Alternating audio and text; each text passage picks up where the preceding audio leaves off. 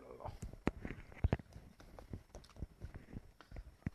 आ रहा होगा अब तो आवाज। नहीं लकी भाई स्टिल स्टार्ट हो गई क्या?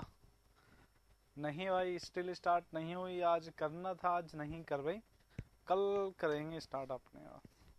ठीक है कल स्टार्ट करेंगे। कल कल मॉर्निंग में 7 से 9 तुम्हारा स्टिल का क्लास रहेगा। ठीक है जोर से बोलो जय माता की। तो अब स्टार्ट करते हैं आज। ठीक है चलिए। अब कल हमने पढ़ा था टिम्बर। टिम्बर क्या होता है? टिम्बर वो चीज होती है जो हमें मिलता है कहाँ से? वो हमें मिलता है कहाँ से? हमें मिलता है वुड से। ठीक है a prime code is given to still work with.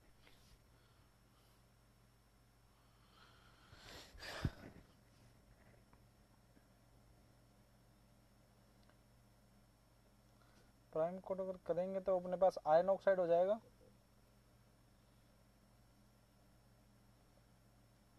B है किशन।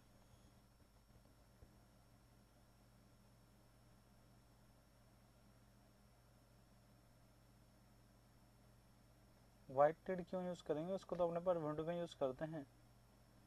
ठीक है हाँ उसका बी कर लो। B B B B B B ठीक है हाँ sir. Fire resistance paint enable paint हो गया एस्बेस्टोस।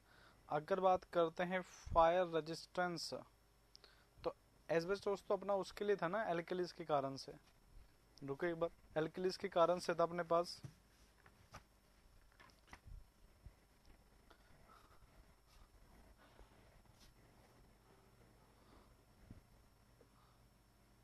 इनेबल पेंट तो फायर रेजिस्टेंस कहीं कहीं पे भी नहीं आता दूर दूर तक। एस्बेस्टोस तो भी कर सकते हैं पर इनेबल पेंट तो नहीं आता कहीं पे भी।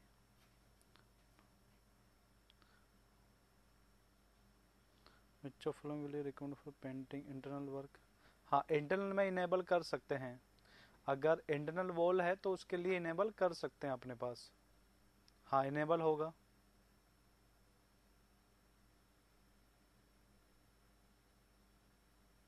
इमल्शन दिया है। चलो कौन सा बुक्स में है इतना? किशन कौन से बुक से है ये? 9600। ये कौन सी बुक है गई? 8000 बुक थी एकेडमी की तो ये 9600 बुक कौन सी आ गई?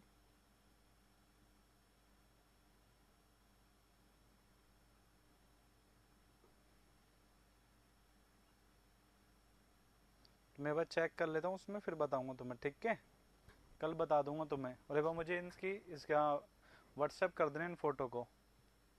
ठीक है इनको फोटो को व्हाट्सएप कर देना। अब जैसे मैंने एक क्वेश्चन देख रहा था आज। ठीक है जैसे अपना टिम्बर पढ़ते हैं, पहले टिम्बर अपने वुड से मिलता है। अपने पास क्लासिफिकेशन किया था अपने अकॉर्डिंग टू ग्रोथ। तो ग्रोथ के अकॉर्डिंग अपने दो टाइप बताए थे। ठीक है ग्रोथ के अकॉर्डिंग अपने दो टाइप बताए थे। एक अपने पास कौन सा था? एक्सोजीनियस। और दूसरा अपने पास कौन सा कहा था? एंडोजीनियस। एक्सोजीनियस के अंदर मैंने क्या कहा था कि इनका जो ग्रोथ होता है वो आउटवर्ड डायरेक्शन में होता है। एनुअल रिंग अलग अलग दिखती है। एनुअल रिंग एज को ये यूज करते हैं। ये अपने पास दो टाइप के होते हैं, कोनिफर डेसिडुअस। कोनिफर के अंदर अपने पास एनुअल रिंग दिखती है, मेडल रे नहीं दिखती। रेजिन होता है इसका, सॉफ्ट होगा, लाइट वेट होगा, हार्ड सॉफ्ट में पाया जाएगा। स्ट्रेंथ इनकी कम रहती है और फायर रेजिस्टेंस भी इसका कम होगा। डेसिडुअस के अंदर अपने पास क्या तो इसका उल्टा होता है, ब्रॉड लीफ होती है, वेल डिफाइंड पेड़ पाए जाते हैं, इसमें पत्ती होती है इसकी। और इसमें रेजिंस नहीं होता। रेजिंस ना होने के कारण से ये हार्ड होता है, अपने पास डेंसिटी ज़्यादा होती है, डार्क कलर का होता है, सब चीज़ बढ़िया रहता है इसमें है ना। तो अब मैंने क्वेश्चन देखा शीशम का अपने पास। ठीक है अब शीशम का आंसर देखते हैं तो अलग अलग जगह पे अलग अलग मिलते हैं। अपने पास जब मैंने कहा था कि जो वाइट एंड है, जो वाइट एंड की अपने पास कैपेसिटी होती है, तो कोई कहता है शीशम होगा और कोई कहता है टीक होगा, ऐसे ही। ठीक है कहीं कहीं पे स्ट्रेंथ को लेकर भी कंफ्यूजन कर रखा है, तो आप ये याद रखना। अगर स्ट्रेंथ की बात करते हैं तो स्ट्रेंथ अपने पास ज़्यादा इन दोनों में ही मिलती है। ठीक है पर हार्डनेस की बात करें तो हार्डनेस कौन है? शीशम है। और स्ट्रेंथ की ज़्यादा बात करें तो ये होती है। दोनों ही अच्छी है, अच्छी क्वालिटी की होती है। पर कहा जाता है कि जब बेस्ट क्वालिटी की बात करें तो बेस्ट क्वालिटी कहाँ से मिलेगा? हमें टीक से मिलेगा। ऐसे ही वाइट एंड वाला क्वेश्चन तो वो दोनों ही मिल रहे हैं, अलग अलग जगह पे अलग अलग मिल रहे हैं। ठीक है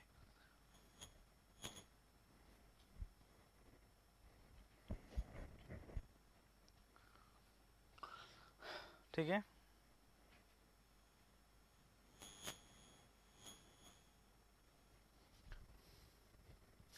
हाँ तो वो तो क्या, तो मुझे एक बार क्वेश्चन भेज दो, मैं एक बार देख लूंगा, ठीक है।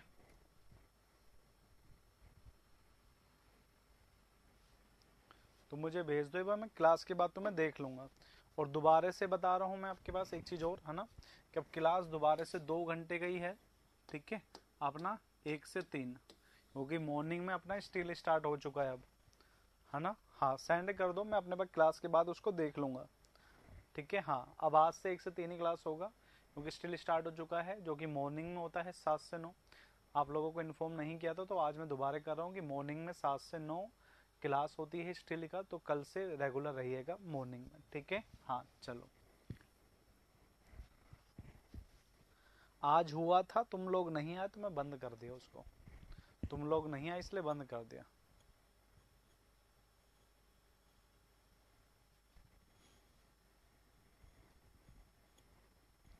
ठीक है। हाँ तो कल से आ जाइएगा 7 बजे, ऐसा मत करना।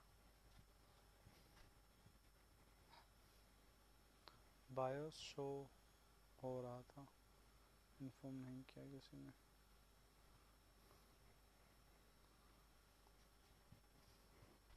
देख लेना कल 7 से 9 बजे जब स्टिल स्टार्ट होगा, तुम्हें पता चल जाए कौन पढ़ा रहा है, ठीक है। चलो अब स्टार्ट करते हैं। अपने पास कल अपने पास पढ़ रहे थे ग्रोथ, ग्रोथ के अकॉर्डिंग, है ना। चलिए, तो अपने पास ग्रोथ के अकॉर्डिंग अपने पढ़ लिया था, अब दूसरा पढ़ते हैं, ठीक है। हाँ दूसरा पढ़ते हैं। दूसरा अपने जो क्लासिफिकेशन है, ये है अपने पास क्लासिफिकेशन है किसके अकॉर्डिंग, ठीक है। चलो ये है अपने पास, अपने क्लासिफिकेशन पढ़ रहे थे, ये सेकंड क्लासिफिकेशन है, ठीक है।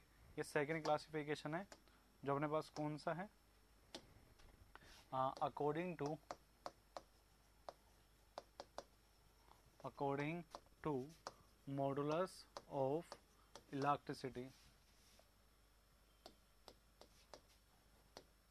According to modulus of electricity, ठीक है। हाँ मॉडुलस ऑफ इलेक्ट्रिसिटी के अकॉर्डिंग।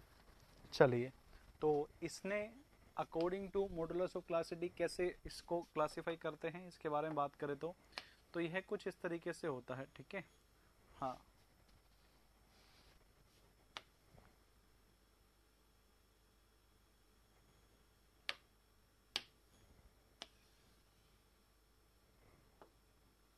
ठीक है। चलिए, तो यहाँ पे होता है अपने पास मॉडुलस ऑफ इलेक्ट्रिसिटी, ठीक है। और यहाँ पे होती है इनकी क्लास, क्या होती है, क्लास। जो मॉडुलस ऑफ इलेक्ट्रिसिटी होता है ना, इसकी वैल्यू होती है अपने पास किलो पास्कल के अंदर, ठीक है। और पास्कल तुम्हें पता है न्यूटन पर मीटर स्क्वायर, और किलो का मतलब 10⁻³ अगर देखो मॉडुलस ऑफ इलेक्ट्रिसिटी अगर 12.5 से ज़्यादा आता है ना, तो समझ जाना कि इसका क्लास क्या है, क्लास तो लिख दिए, क्लास इसका क्या है, ए है।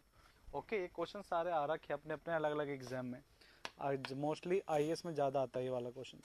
9.8 से 12.5 है, तो क्लास कौन सा होगा, बी। और इस बार क्वेश्चन है बी क्लास वाला आ रखा है अपने भी, है ना। और 5.6 से 9.8 के बीच में होता है, तो क्लास कौन सा होगा, सी। ये वाला क्वेश्चन आ रखा है अपने में इस बार, ये वाला क्वेश्चन आ रखा है। और सर फिर तो कल मॉर्निंग से लेंगे, हाँ कल मॉर्निंग से क्लास होगा। तो मैं बता देता हूँ, आज भी आया था, तुम नहीं आए तो मैं बंद कर दी क्लास को, तो कल आ जाना मॉर्निंग में क्लास के, इसलिए, ठीक है। बाद में पता चला कि इन्फॉर्म ही नहीं किया बच्चों को, बात की बात थी, ठीक है। चलो नोट कर लिया क्या, ठीक है। कुछ भी आ सकता है, कह देगा मॉडुलस इलेक्ट्रिसिटी 12.5 है, तो बताओ क्लास कितना होगा, ए कर देंगे इस तरीके से, ठीक है। हाँ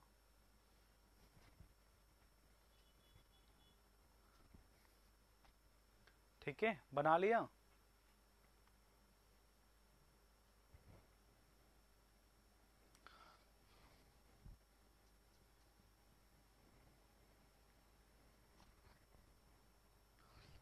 अरे 12.5 से ज़्यादा वाला ए में, 12.5 आता है तो बी में, वो बोलने में हो गया, ठीक है। हाँ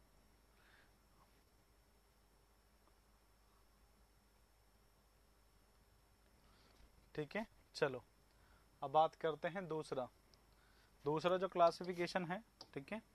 दूसरा जो अपना क्लासिफिकेशन है वो अपने पास कौन सा है, वो अपने पास तीसरा क्लासिफिकेशन जो अपने पास क्या होता है, अकॉर्डिंग टू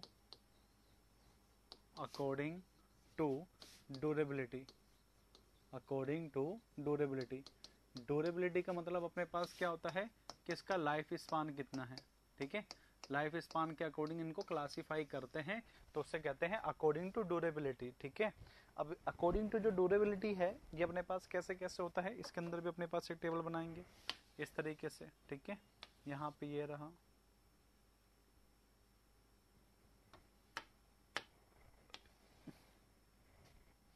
यहाँ पे अपने पास लिखेंगे एवरेज लाइफ, ठीक है। क्या लिखेंगे यहाँ पर, एवरेज लाइफ स्पान, जिसे आप अपना मंथ में लिख लो या ईयर्स में याद रखो, वो तुम्हारे ऊपर है, ठीक है। और यहाँ पे इसका नेम कैसे कैसे पड़ता है, ठीक है, नाम कैसे कैसे पड़ता है यहाँ पर,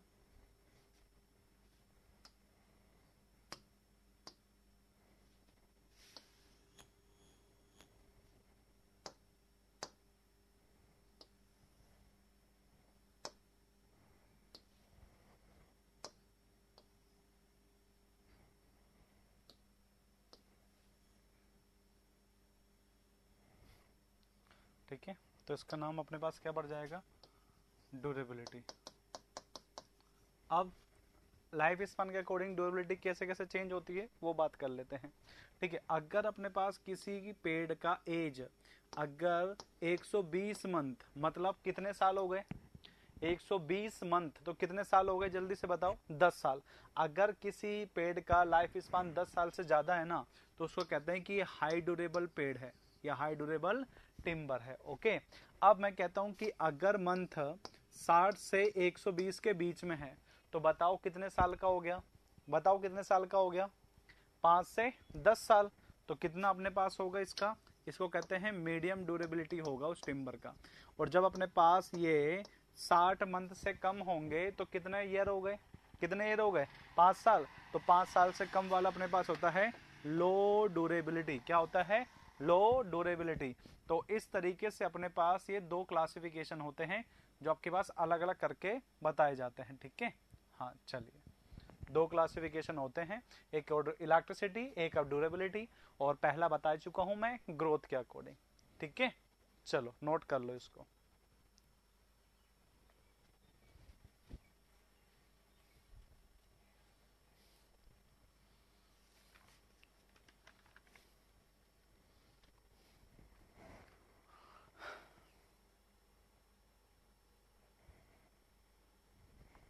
बना लिया क्या बेटा,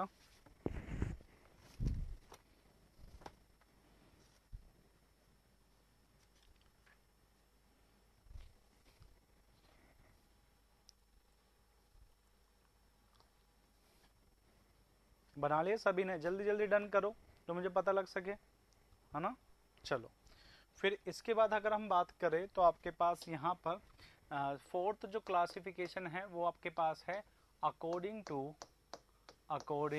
to position, according to position of timber, okay. Timber या फिर अपने पास पेड़ किस जगह पर है उसके अकॉर्डिंग इनका क्लासिफिकेशन करते हैं, ठीक है। तो बात करते हैं यहाँ पर क्लासिफिकेशन ऑफ टिम्बर के अंदर अपने पास जो रहेगा, ठीक है। चलो क्या होता है, ठीक है। इसके अकॉर्डिंग तीन होती है, इसके अकॉर्डिंग तीन पार्ट होते हैं। स्टार्टिंग से बात करते हैं इसके स्टार्टिंग में, ठीक है। सबसे पहला होता है स्टैंडिंग टिम्बर। क्या होता है, स्टैंडिंग टिम्बर या स्टैंडिंग ट्री, कुछ भी कह दो बात एक ही रहती है, ठीक है। अभी के लिए हमारे लिए एक ही मान के चलना, बट आपको बता रखा है टिम्बर और ये जो पेड़ है वो अलग अलग होता है ना। अगर तुम्हारा जो ये अपने पास टिम्बर है वो अपने पास कुछ इस तरीके से किसी पेड़ का अगर कोई पार्ट है ना, ये अपने पास है, और इस तरीके से कोई ब्रांच निकला हुआ है, इस तरीके से कोई ब्रांच निकला हुआ है, तो अगर इस पेड़ का कोई पार्ट है ना तो उसे स्टैंडिंग ट्री कहते हैं, ठीक है। तो इसे क्या कहेंगे, व्हेन टिम्बर या फिर पेड़, the timber is a part of living tree, okay. जब टिम्बर आपके पास लिविंग ट्री का पार्ट होगा, जैसा मैंने आपको दिखा रखा है पिक्चर में, तो वह आपके पास स्टैंडिंग ट्री कहलाता है। ठीक है, ऐसा हाथ हिलाता हुआ।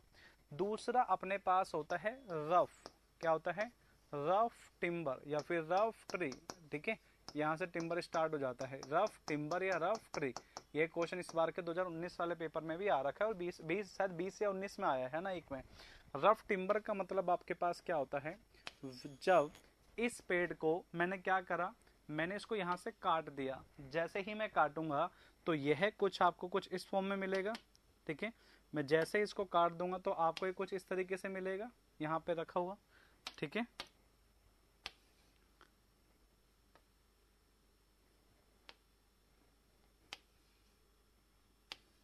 ठीक है, इस तरीके से आपको मिलेगा कुछ।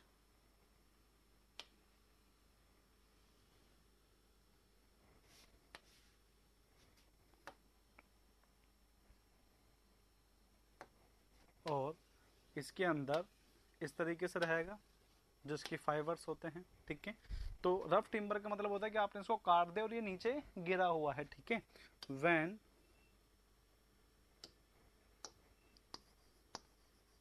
When timber is cut from the living tree। Okay, जब पेड़ को लिविंग ट्री से कट कर देते हैं तो उसे क्या कहते हैं? उसे अपने पास रफ टिम्बर कहते हैं। और जो मैंने आपको शेप दिखाया है ना, जो मैंने आपको शेप दिखाया है, इस शेप को बोला जाता है लोग। क्या बोला जाता है? लोग, जिसे हम हिंदी में गट्ठड़ कहते हैं। क्या कहते हैं? गट्ठड़ कहते हैं। ओके, अब आपके पास क्या है कि आप तो ना तो इसको यूज करते हो और ना ही आप इसको यूज करते हो। आप यूज करते हो एक ऐसे पार्ट को जिसे बिल्कुल शेप में काटा जाता है, तो उसे बोलते हैं कन्वर्जन टिम्बर। क्या बोलते हैं? Conversion timber. तो इसको क्या कहेंगे? जब आपके इस पेड़ को मैंने क्या करा, इस पेड़ को मैंने अलग अलग पार्ट में काट दिया। जैसे कि एक यहां से कट कर दिया, है ना, एक कट यहां से कर दिया, एक कट यहां से कर दिया, और एक कट मैंने यहां से कर दिया। जैसे ही मैं इसको ऐसे अलग अलग पार्ट में काट दूंगा तो ये कुछ अलग अलग शेप में मिलेगा, कुछ अलग अलग शेप में मिलेगा। तो मान के चलो आपको यह मिल चुका है कुछ इस तरीके से। ठीक है, इस तरीके से आपको ये मिल चुका है ना, जिसमें आपने देखा होगा अपना गेट गेट देख सकते हो, विंडो देख सकते हो, तो कुछ ऐसे ही दिखाई देते हैं एक पर्टिकुलर शेप में कटे हुए। तो जब टिम्बर को when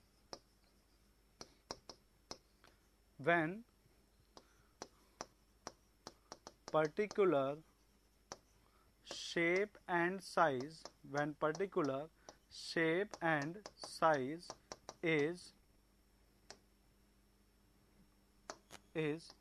provided to timber then known as conversion timber। ठीक है, then known as conversion timber। Okay, लो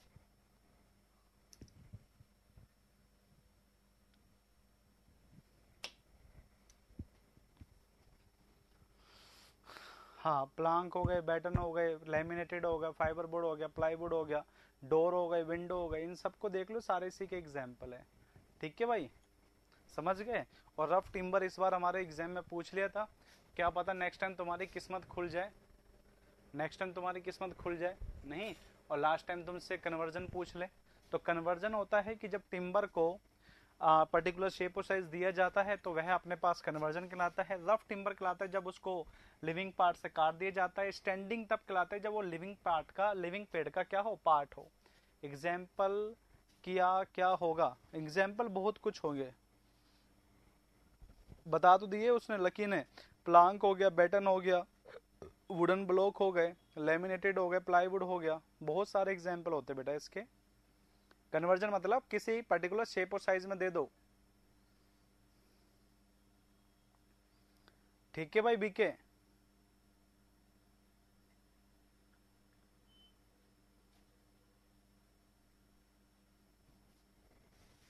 सेकंड स्लाइड पे कुछ नहीं लिखवा है, यही क्लासिफिकेशन लिखवा है दोनों का। क्लासिफिकेशन लिखवा है according to modulus of elasticity और दूसरा लिखवा है अकॉर्डिंग टू ड्यूरेबिलिटी। ठीक है,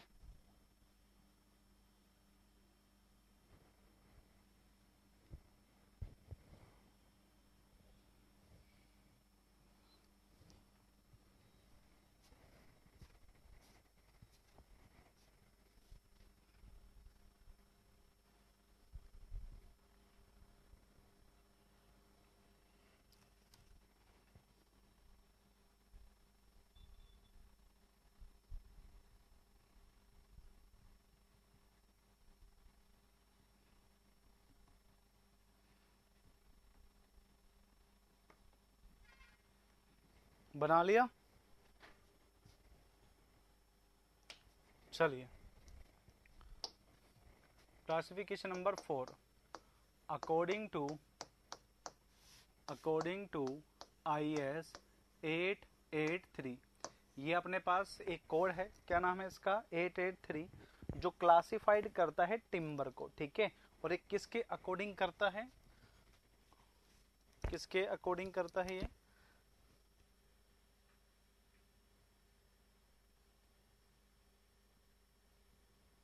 बेंडिंग फोर्स के अकॉर्डिंग कर रहा है, ठीक है। यह करता है किसके according? According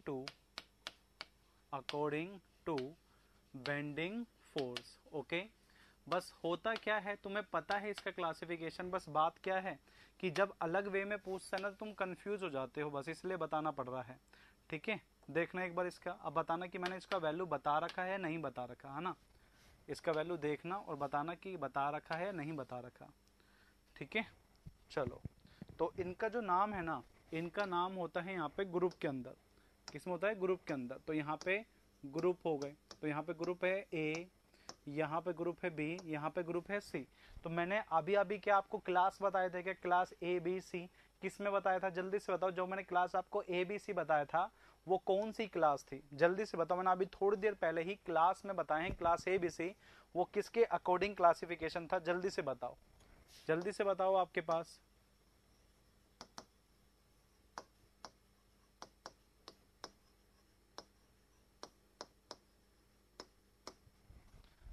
modulus of electricity, same बात, बेंडिंग फोर्स करके पूछ लिया। और अब इसकी वैल्यू कैसे दे दी कि 1.26 से ज्यादा है, 1.26 से ज्यादा होगा तो क्या होगा? Class A, okay. और फिर आपके पास सेकंड में क्या लिखा कि 0.98 से 1.26 हुआ तो क्लास क्या होगा? B। और तीसरे में क्या कह दिया? 0.56 से 0.98 हुआ तो क्लास क्या हो गया? C। बस बात आपके पास पता है क्या है? चीज सेम है, वहां पर लिखा था मॉडुलस इलेक्ट्रिसिटी, यूनिट थी आपके पास के किलो पास्कल, और यहाँ पे यूनिट दे दी इन्होंने किलोन्यूटन पर सेंटीमीटर और मेगा पास्कल पर सेंटीमीटर स्क्वायर, और बेंडिंग फोर्स लिख दिया। हाँ, बस ये चीज चेंज हो गई, बाकी चीज सेम है। अब स्टूडेंट बोला सर ये तो अलग चीज है, मैंने कहा भाई अलग कुछ नहीं है, सेम ही चीज होती है, उसने कन्वर्ट कर दिया। तो मैं उसको ऐड करवाने ही लग गया, मैंने कहा क्यों बच्चों से मजे लिए जाए, नहीं, क्योंकि फिर तुम बाद में कहो कि भाई नहीं सर आपने तो वैसा बताया ही नहीं था, ठीक है। चलो,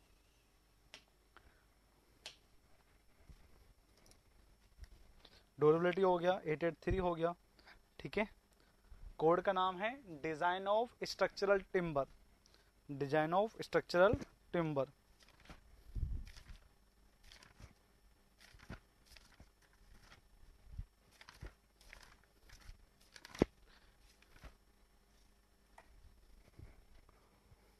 ठीक है, हाँ।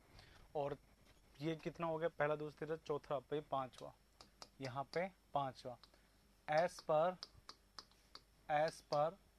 IS 1141, यह जो कोड है ना, ये किसके अकॉर्डिंग होता है? According to seasoning. इस कोड ने जो टिम्बर को क्लासिफाई किया है वो किसके अकॉर्डिंग किया है? अकॉर्डिंग टू सीजनिंग के अकॉर्डिंग, ठीक है। किसके अकॉर्डिंग किया है? According to seasoning. अब ये अकॉर्डिंग टू सीजनिंग अपने पास यहाँ पे क्या होती है? टिम्बर यहाँ पे अपने पास सर ये 6th है। कितने कोड हो गए? ये सारे क्वेश्चन पूछता है अलग अलग वे में, ठीक है। 1141 पूछ रखा है, 883 पूछ रखा है, देख लेना अपने पास, ठीक है। चलिए, 0.56 से कम उतना होता ही नहीं टिम्बर के अंदर, नहीं, अगर होगा तो अब क्लास किस क्लास में करेंगे? क्लास C ही करेंगे, ठीक है। हाँ, तो छठा है क्या? ये देख लेना कौन सा है, पहला, दूसरा, तीसरा, देख लेना कौन सा है, पांचवा, छठा है ना। हाँ, ठीक है। चलो, तो अकॉर्डिंग टू सीजनिंग क्लासिफाई करता है 3 पार्ट में। पहला अपने पास जो है, पहला जो अपने पास है उसे कहते हैं पहला, है ना, यहाँ पर पहले वाले को बोलते हैं नॉन रिफ्रैक्टोरी। क्या कहते हैं? Non refractory timber. अब नॉन रिफ्रैक्टोरी टिम्बर का मतलब है कि जो टिम्बर आसानी से सूख जाता है उसे नॉन रिफ्रैक्टोरी टिम्बर कहते हैं। ठीक है, स्टार कर लेना, कम से कम यही क्वेश्चन 3 से 4 बार आ चुका है। यही सेम क्वेश्चन कहता है कि जो टिम्बर आसानी से सूख जाता है उस टिम्बर को क्या कहते हैं, नॉन रिफ्रैक्टोरी। अब मान के चलो कोई टिम्बर आसानी से सूख गया, अगर मैं उसको आग लगाता हूं तो क्या वो जल्दी से आग को कैच करेगा, बिल्कुल करेगा। तो जो टिम्बर जल्दी से सूखेगा आग उसमें उतनी ही जल्दी लगेगी। तो यहां से 2 क्वेश्चन बनते हैं। एक क्वेश्चन तो ये बनता है कि पहला कि कौन सा टिम्बर जल्दी सूख जाता है, नॉन रिफ्रैक्टोरी। दूसरा क्वेश्चन कि कौन सा टिम्बर है कि जो जल्दी से आग को पकड़ लेता है, तो उसका आंसर भी नॉन रिफ्रैक्टोरी। ठीक है, क्लियर है। ठीक है, timber which can be seasoned, which can be seasoned without any trouble, without any trouble।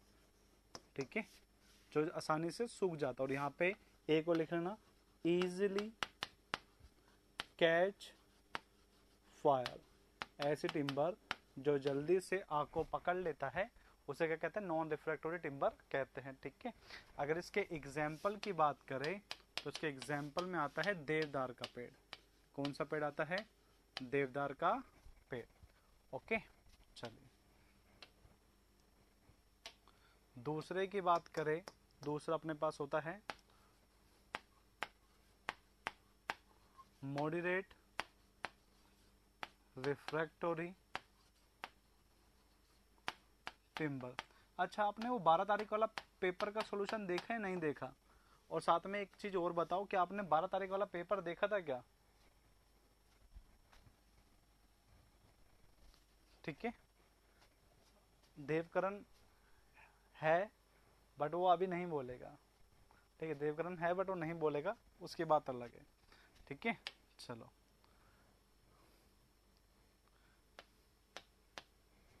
चलो ठीक है, तो यहाँ पर timber section, timber section which are liable to crack and split, crack and split during seasoning, during seasoning। ऐसा timber जो during this seasoning क्या होता है, क्रैक्स आ जाते हैं। क्या आ जाते हैं, क्रैक्स आ जाते हैं।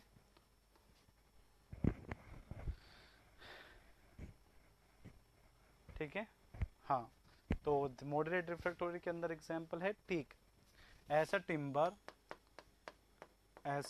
टिम्बर जो सीजनिंग के दौरान क्या आ जाते हैं, क्रैक्स एंड स्प्लिट हो जाते हैं। मतलब कि मान के चलो सूख रहा है और सूखते वक्त ही है ना उसमें क्रैक्स आ गए, क्या आ गए, क्रैक्स आ गए, तो वह क्या कहलाएगा, मॉडरेट रिफ्रैक्टोरी कहलाएगा। और जो तीसरा इसके अकॉर्डिंग क्लासिफिकेशन है ना, इसके अकॉर्डिंग जो तीसरा क्लासिफिकेशन है वो अपने पास होता है अपना लो रिफ्रैक्टोरी। क्या कहलाता है, लो रिफ्रैक्टोरी। इसमें क्या होता है, जब टिम्बर सुखाएंगे ना तो कम्प्लीटली डैमेज हो जाता है। क्या हो जाता है, कम्प्लीटली डैमेज हो जाता है। इसमें तो सिर्फ क्रैक्स आएंगे, है ना, क्या आएंगे, क्रैक्स। और इसमें तो क्या होगा, बिल्कुल ही खत्म, बहुत बड़े बड़े क्रैक्स आ जाते हैं। ठीक है, तो लो रिफ्रैक्टोरी अपने पास ये हो गया, टिम्बर विच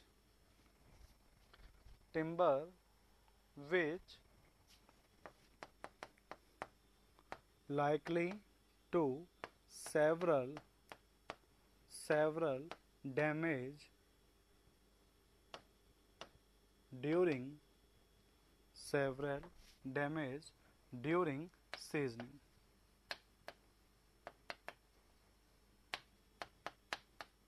ड्यूरिंग सीजनिंग। और इसके एग्जाम्पल होता है ओक।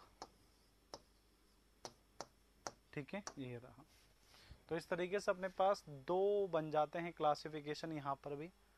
ठीक है, ये लो।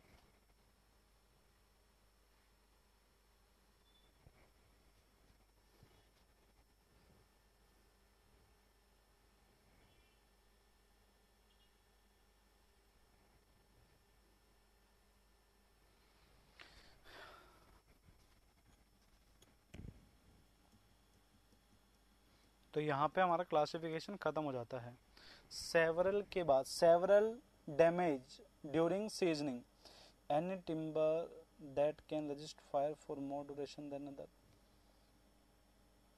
हाँ, पर उसके लिए एप्लीकेशन हमें लगाना पड़ता है। जैसे कि मान के चलो कि हमें टिम्बर को थोड़ा सा जला के पानी में डाल लेना पड़ता है, उसके बाद आप टिम्बर को ज़्यादा टाइम तक उसको कर सकते हो, लॉन्ग टाइम तक उसको जला कर सकते हो, ठीक है। और जो ये लो रिफ्रैक्टिविटी वाली टिम्बर है ना, इनको हम ज़्यादा टाइम तक अपने पास जलने से रोक सकते हैं। जो लो रिफ्रैक्टिविटी वाली टिम्बर है ये वाला, इनको हम ज़्यादा टाइम तक रोक सकते हैं जलने से इनके अंदर, ठीक है लकी। बताएंगे तुम्हें प्रिजर्वेशन में बताएंगे। हाँ बिल्कुल सही, उसे चेयरिंग प्रोसेस कहते हैं, बिल्कुल सही, शाबाश।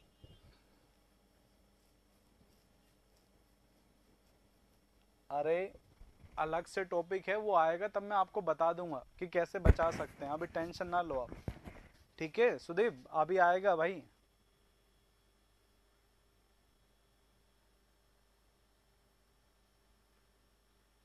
विदाउट एनी ट्रीटमेंट ये वाली जो टिम्बर होती है लो रिफ्रैक्टिव टिम्बर, इनको अपन ज़्यादा टाइम तक बिना जले रोक के सकते हैं, ठीक है। ये कम जलती है लो रिफ्रैक्टिव वाली टिम्बर, या मतलब कह सकते हैं कि जब आग लगाए तो लंबे टाइम के बाद जलना स्टार्ट करेगी, ठीक है।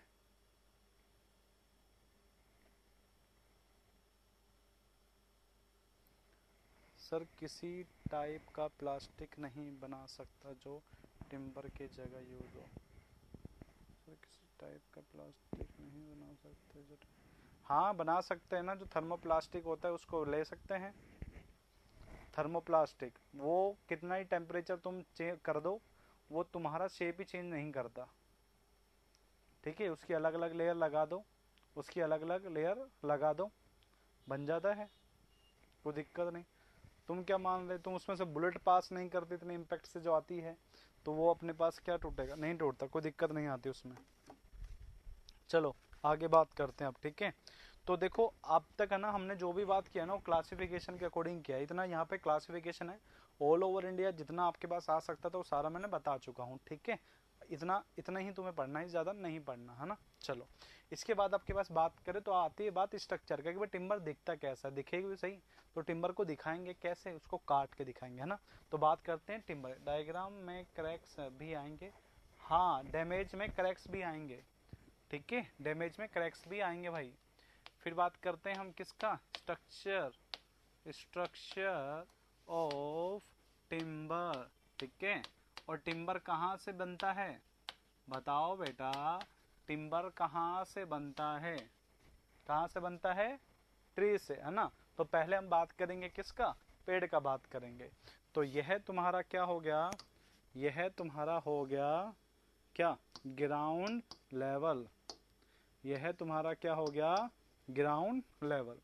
और इसके ऊपर आपने क्या करा, यहाँ से आपने, ये रहा पेड़, ये रहा पेड़, ओके ये रहा। अब हमें क्या करना है, इस पेड़ के यहाँ तो इसके निकल गए रूट्स जो जमीन के नीचे रहते हैं, ठीक है, हाँ ये रहे रूट। और यहाँ पर अपने पास पत्तियां हैं इस तरीके से, ये रहा, ये रहा, ये रहा, ओके। तो ग्राउंड लेवल से नीचे पेड़ का पार्ट क्या कहलाएगा, जल्दी से बताओ। ग्राउंड लेवल से नीचे जो ये पार्ट रहेगा वो क्या कहलाएगा, जल्दी से बताओ।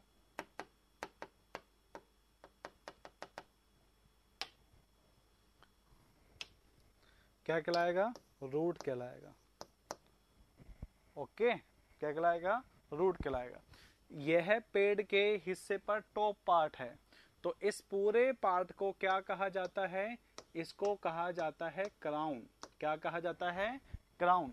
और रूट और क्राउन के बीच में जो ये पार्ट होता है ना, ये वाला, इसको कहा जाता है ट्रंक, क्या कहा जाता है, ट्रंक, ओके। हाँ बिल्कुल सही। अब हमें क्या करना है, अब हमने क्या करना है कि हमने इस पेड़ को आरी लेकर काट दिया, हमने इस पेड़ को इस एक्सेस सेक्शन से आरी लेकर क्या करा, काट दिया, ओके। अब काटने के बाद तुम्हें कैसा दिखता है इसकी बात करते हैं, ठीक है। यहाँ तो काट दिया हमने, अब इसको देखेंगे कैसे दिख सकता है ये।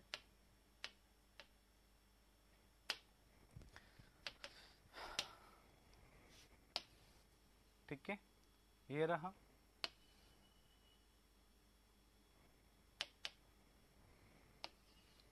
ये रहा बार्क, ये रहा कैम्बियम लेयर, ये रहा सैप, फिर रहा सैप,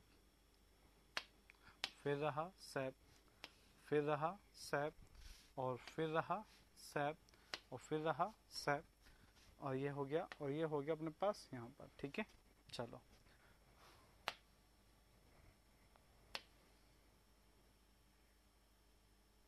ये तो इसके बराबर ही बन गया, हटाओ इसको, यहाँ पे इसको जोड़ दो।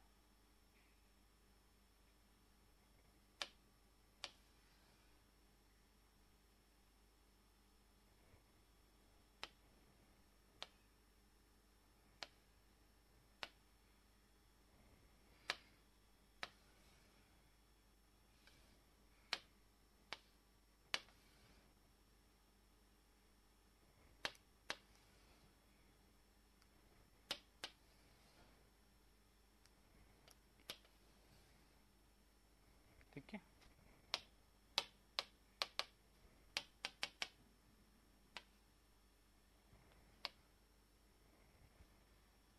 चलिए अब अपने पास यहाँ पे क्या रहता है कि अगर बात करें यहाँ पर अपना रहता है कौन सा, अपना कैम्बियम लेयर, इस हिस्से पर रहेगा क्या, कैम्बियम लेयर, ये रहा, ओके।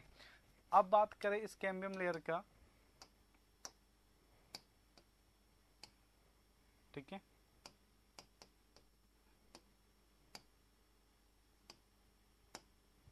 चलिए अब बात करें यहाँ पर, यहाँ सेंटर में होता है पित्त, क्या बोलते हैं, पित्त, ओके। और इस पित्त के चारों तरफ, इस पित्त के चारों तरफ ये होता है हार्टवुड, क्या होता है, हार्टवुड, ठीक है। तो सेंटर से, आउटर सेंटर से बात कर तो चलते हैं कि यह जो पोर्शन है, ठीक है, यह जो अपने पास पोर्शन है ये वाला, इसको कहा जाता है अपने पास पित्त, क्या बोलते हैं, पित्त। सबसे सेंटर मोस्ट पार्ट क्या कहलाएगा, पित्त कहलाएगा। और आपको कंफ्यूज करने के लिए एग्जाम में क्या बोलेगा, मेडुला किसे कहते हैं, तो इसे पित्त को ही कहते हैं, ठीक है, हाँ, ठीक है। दूसरा अपने पास यहाँ पे क्या रहता है कि इसके जो चारों तरफ लेयर है ना, इसके जो चारों तरफ लेयर है अपने पास, ठीक है, ये वाला, इसे कहते हैं अपने पास हार्टवुड, क्या कहा जाता है इसको, हार्टवुड कहा जाता है। क्यों, क्योंकि इसके सेंटर पे, दिल के अंदर ना, सेंटर वाले पार्ट पे, इसलिए इसको हार्टवुड कहते हैं, ओके, ये रहा। अब इसके बाद जितना भी ये पार्ट है ना, जितना भी अपने पास ये पार्ट है, जितना भी ये वाला पार्ट है, कौन सा, ये वाला, ठीक है, फिर अपने पास है ये वाला, ये वाला, ये सारा के सारा क्या कहलाता है, सैपवुड कहलाता है, सैपवुड कहलाता है। और आपको कंफ्यूज करने के लिए पेपर में इसका एक नाम और आता है जिसका नाम होता है अल्बर्नम, अल्बर्नम, ठीक है। इसके बाद यहाँ पे जो डेडेक्स मैंने लगा रखा है ना, इसमें होता है लिविंग पार्ट, जो आपके पास सैपवुड में हर साल ऐड हो जाता है। कहते हैं ना कि हर साल एक रिंग ऐड होती है, वो कहाँ से आती है, वो इस कैम्बियम लेयर से आती है, ठीक है। तो यहाँ पर, तो अपने पास यहाँ पर ये वाली लेयर, इसको कहते हैं अपने पास क्या, इसको कहते हैं अपने पास कैम्बियम लेयर, क्या कहते हैं, कैम्बियम लेयर। और यही डिसाइड करती है, ठीक है, हर साल यही ऐड करती है, add annual ring, add annual ring, यही डिसाइड करती है। और इसी कारण से इस कैम्बियम लेयर को बचाना बहुत जरूरी है, क्योंकि हर साल अगर एज चाहिए तो इसको लिविंग में रखना पड़ेगा। इस कारण से इसके आउटर में, इसके आउटर में यह हम लगा के रखते हैं इस चीज को, इसको क्या कहते हैं, इसको बोलते हैं बार्क। जो आपको दिखता है ना हार्ड सरफेस सा, जो आपके पास रफ सरफेस नजर आता है, ठीक है, रफ सरफेस जो नजर आता है, उसे क्या कहते हैं, बार्क कहते हैं। अब ये बार्क की भी दो कहानी हो जाती है, ठीक है। कैसे, अगर मैं इसको बाहर से देख रहा हूं तो कह देंगे आउटर बार्क, और जो कैम्बियम लेयर के टच में होगा उसे क्या कह देंगे, इनर बार्क। ओके, जो हमें दिखता है वो कौन सा है, आउटर, जो अंदर है वो क्या है, इनर बार्क है। तो इस तरीके से अपने स्ट्रक्चर दिखाई देता है, ठीक है। चलिए इसको डायग्राम को बनाइए दोनों को, ये वाले दोनों डायग्राम बना लीजिएगा, उसके बाद करते हैं, ठीक है। बनाओ इसको, बना लिए सभी ने।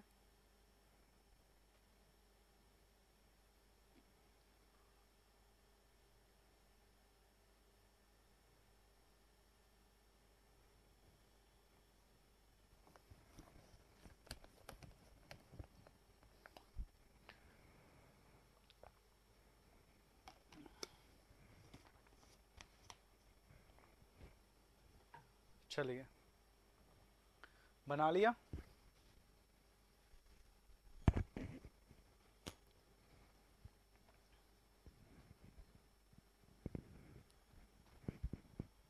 ठीक है, चलिए तो सबसे पहले हम बात करते हैं पहला सेक्शन। सबसे पहले हम बात करते हैं अपने पास पहला सेक्शन, जिसका नाम क्या है, पिथ। नाम क्या है, पिथ। और एग्जाम में किस नाम से आता है, जनरली मेडुला के नाम से। किस नाम से आता है, मेडुला के नाम से। ओके, अब इसमें क्या क्या जरूरी बातें हैं जो आपको पता होना चाहिए, उसके बारे में हम आज बात करेंगे, ठीक है। अब यहां पे क्या क्या आता है, ठीक है। सबसे पहली बात कि अगर कहे,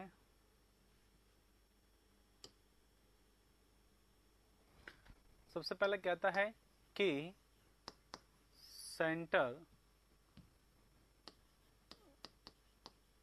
centre most part of timber कौन है, centre most part of timber कौन है, यही है। ओके, फिर अपने पास कहता है कि इनर मोस्ट पार्ट कौन है, इनर मोस्ट पार्ट कौन है, तो बेटा वो भी आंसर क्या होगा, यही होगा, ठीक है। अब होता क्या है कि जब अपने पास स्टार्टिंग में जब पेड़ जवान था, मतलब यंग एज में था, उसमें ग्रोथ हो रहा था, तो उसमें क्या था कि उसमें अपने पास अगर तुमने कभी पेड़ को, जो स्टार्टिंग में छोटा सा रहता है पेड़, तो तुमने उसको तोड़ के तो देखा होगा नहीं, मुझे पता है कि तुम क्या करते हो, तुमने पेड़ को तोड़ा होगा बीच में से। तो ये जो बीच वाला पार्ट है, जो ये है बीच वाला पार्ट है, जिसको मैंने येलो कर रखा है, वो कैसा नजर आ रहा था, व्हाइट नजर आ रहा था, नहीं आ रहा था। मुझे एक बात बताओ कि जब बचपन में अगर बात करें, तुमने पेड़ को तोड़ दिया उसके बचपन के अंदर, तो ये वाला पार्ट बिल्कुल व्हाइट नजर आ रहा था आपको, है ना, बिल्कुल कैसा नजर आ रहा था, व्हाइट नजर आ रहा था।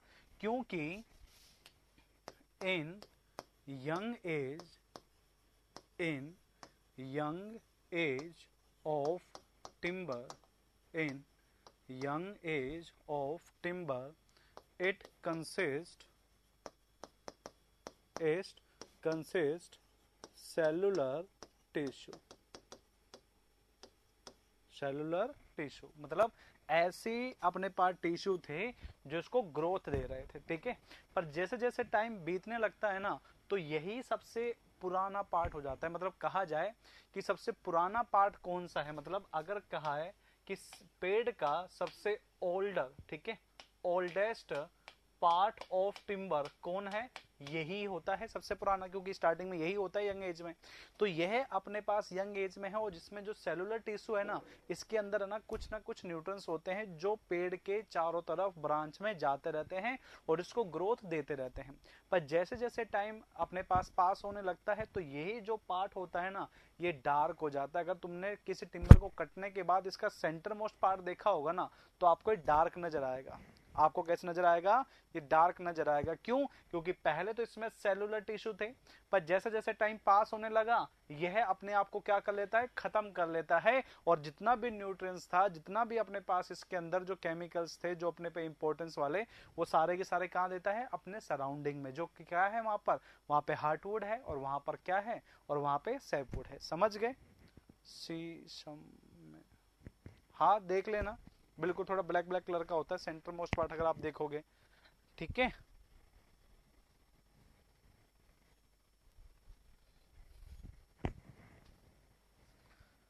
ठीक है। सेंटर मोस्ट पार्ट होता है, इंडोमोस्ट पार्ट होता है, इसमें यंग एज में सेलुलर टिश्यू होता है। ठीक है।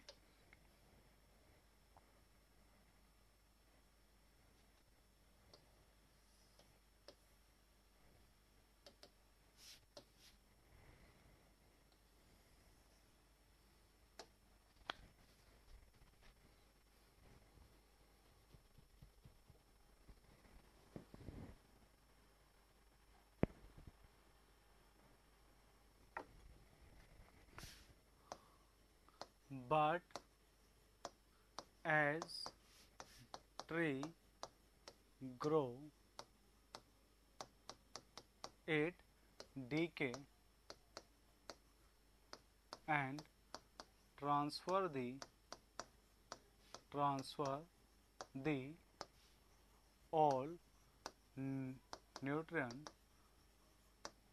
to the surrounding portion, to the surrounding portion। ठीक है, ये लो, बना लो।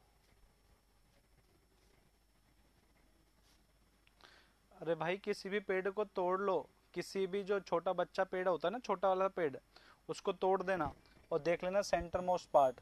और ये सारे केमिकल है, हम कहाँ से दिखाएंगे? कभी तुम तुम्हारे शरीर के सेल दिखा सकते हो क्या मुझे? हैं भाई जितेंद्र, तुम मुझे तुम्हारे शरीर के अगर सेल दिखा दो तो मैं तुम्हें इसका पक्का तुम्हें सेलुलर टिश्यू दिखा दूंगा। किशन, तुम तो सब कुछ दिखा सकते भाई।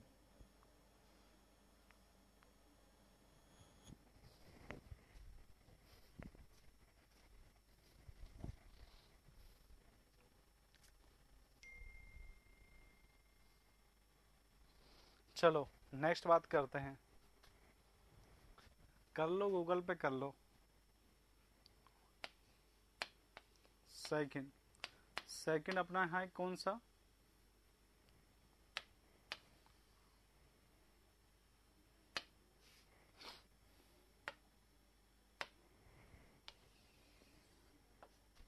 सेकंड अपना कौन सा है?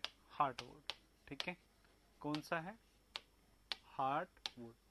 हार्टवुड अपने पास क्या होता है? देखो, सबसे पहला बात यहाँ पे एक बात क्या आती है कि पित्त से और सेपवुड के बीच में जो पार्ट होगा वह कौन सा होगा? वह हार्टवुड होगा। ठीक है, तो यहाँ पे क्या लिखेंगे? It is A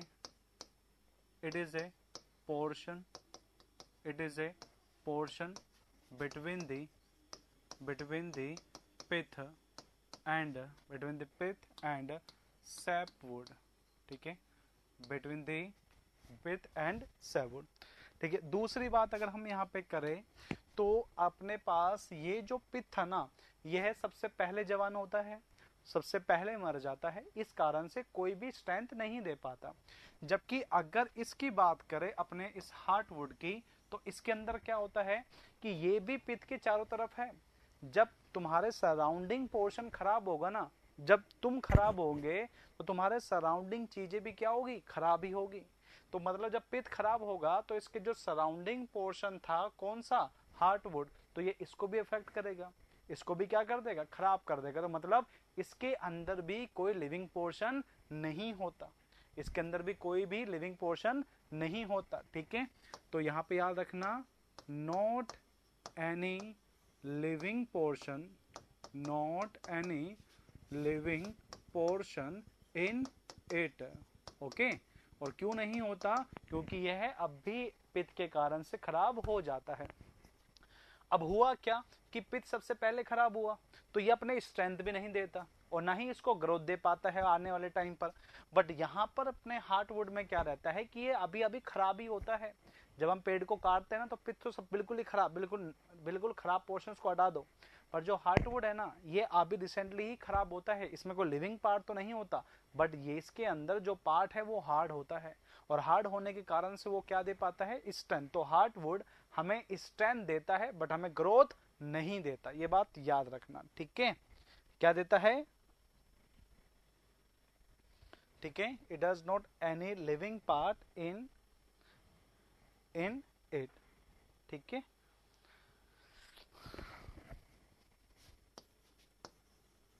but impart strength and rigidity to the timber. Okay एक बात बताओ, इसके अंदर लिविंग पार्ट नहीं है तो इसका कलर भी कैसा होगा? अगर मैं आपसे क्वेश्चन कहता हूं कि मुझे हार्टवुड का कलर कैसा मिलेगा, ये बताओ मुझे एक बार। अगर इसके अंदर कोई लिविंग पार्ट नहीं है तो इसका कलर कैसा मिलेगा, जल्दी से बताओ। ब्लैक मतलब डार्क। ओके तो dark in colour, dark in colour, colour due to not present living part. Okay कोई लिविंग पार्ट नहीं होता, इस कारण से इसका कलर। देखो बात जो आपको याद रखनी है ना, वो मैं सिंपल वे में आपको बता देता हूँ। सबसे पहले डार्क होता है कलर में, यह स्ट्रेंथ देता है, कोई लिविंग पार्ट नहीं होता, और यह सैपवुड और पित के बीच में मिलता है। बस ये जो लाइन है ना, अगर आपने इनको पढ़ लिया तो बात खत्म। ठीक है, डार्क इसलिए देखो तुमने कोई चीज, तुमको या ना कोई भी चीज लेना और उसको ना धूप में रख देना, उसको सड़ने देना, सड़ने के बाद तुम मुझे बताना कि उसका कलर कैसा हुआ। बस ये बात याद रखना। कोई सब्जी लेना, कुछ भी लेना, तुम धूप में रख देना, उसको सड़ने देना कहीं पे भी, सड़ने के बाद देखना क्या होगा, क्या होगा, डार्क होगा। बस समझ गए बात को। तुमने एक्सपेरिमेंट नहीं किया क्या, जहाँ पे वो पौधे को अपने पास ऑक्सीजन और अपने पास हवा से दूर रखते हैं तो वो पेड़ मुरझा जाता है, देखा है नहीं देखा?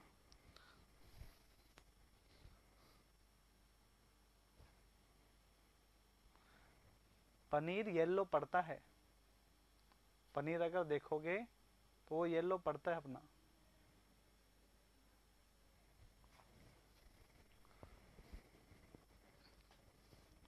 ठीक है,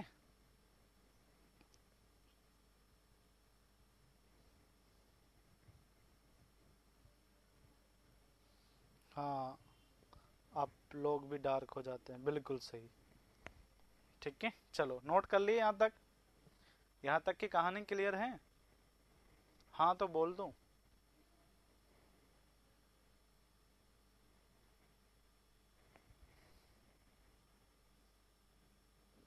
जितेंद्र बेटा तुम्हारा कुछ नहीं हो सकता, लिविंग पार्ट नहीं है तो ग्रोथ कैसे होगा? मैंने कब कहा कि इसमें ग्रोथ होता है? मैंने कब कहा इसमें ग्रोथ होता है? इसमें ग्रोथ होता ही नहीं। ग्रोथ होता है इस पार्ट में, ग्रोथ होता है इस पार्ट में। इसका नाम क्या है? सैपवुड। इसका नाम क्या है?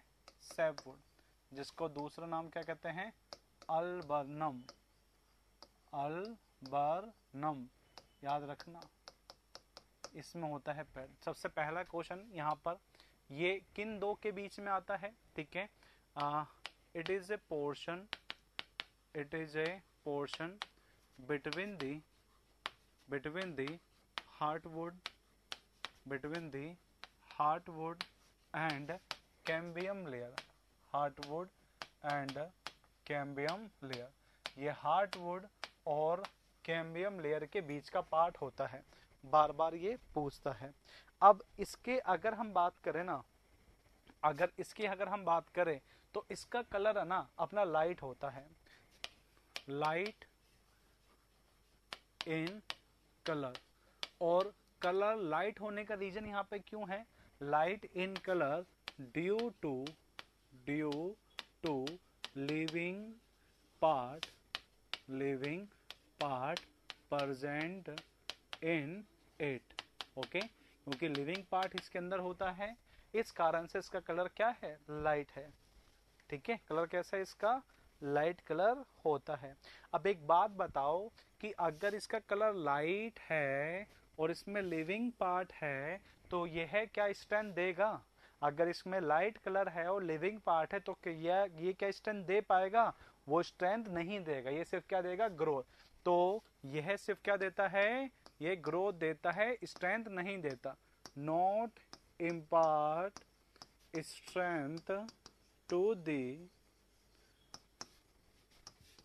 To the timber. ओके, चलो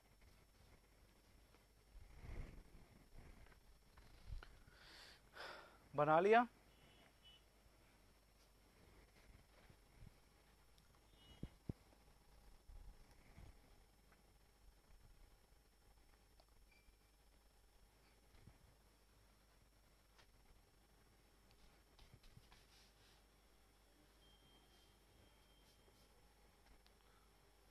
बना लिया।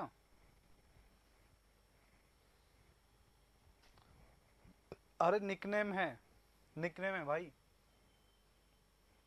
क्या है? निकनेम है। अब निकनेम तो हो ही सकता है, निकनेम में थोड़ी ना कोई दिक्कत है। निकनेम में तो किसी का भी कुछ भी हो सकता है।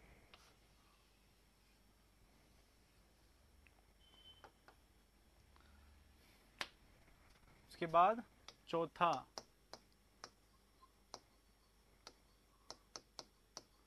Cambium layer.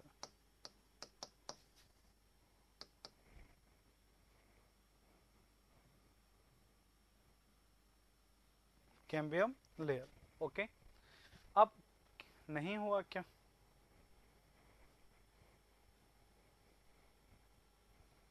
बनाओ इसको, स्क्रीनशॉट लो इसका। सुनता हो स्माहा दो, स्क्रीनशॉट ले लो बेटा।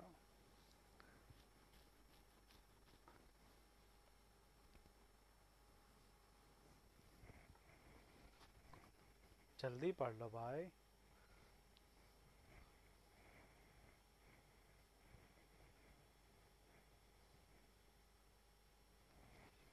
ठीक है, चलो।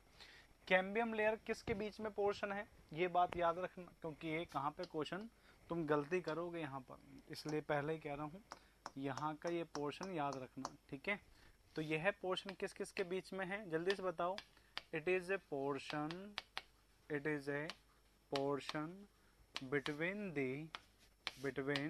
The sapwood, between the sapwood and inner bark. मैंने आपको कहा था ना कि बार्क के दो पार्ट होते हैं, जो कैम्बियम की तरफ है वो क्या कहलाएगा, इनर बार्क, और जो हमें दिखता है वो कौन सा है, outer bark.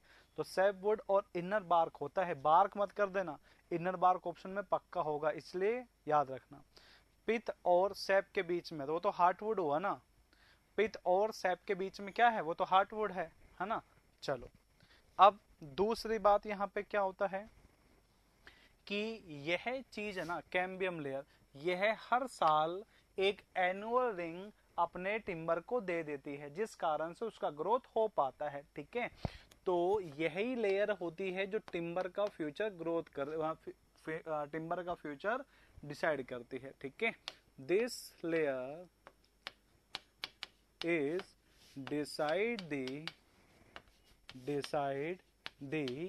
future of timber। ठीक है, और इन केस मान के चलो आपको किसी टिम्बर को खराब करना है, तो आप क्या करोगे, एक कुल्हाड़ी लोगे, कुल्हाड़ी लेके गए और तुमने क्या करा, तुमने गए और कुल्हाड़ी लेकर तुमने इसको यहाँ पर मार दिया, और मारने के बाद यहाँ पर जो ये वाला पार्ट है ना, ये ओपन हो गया, ये वाला पार्ट ओपन हो गया।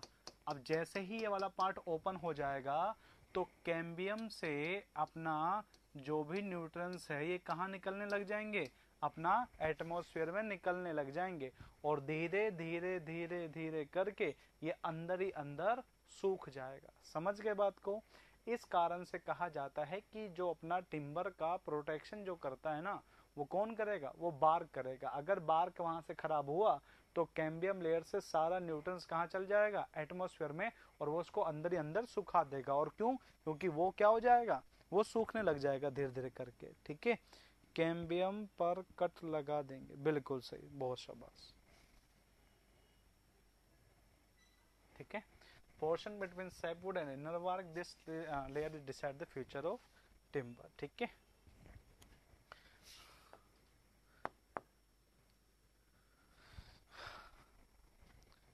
if due to any reason, if due to any reason cambium cambium layer is exposed,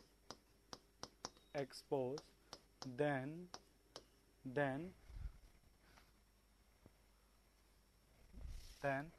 it sees the then if due to any reason cambium is exposed, then it sees the growth of timber.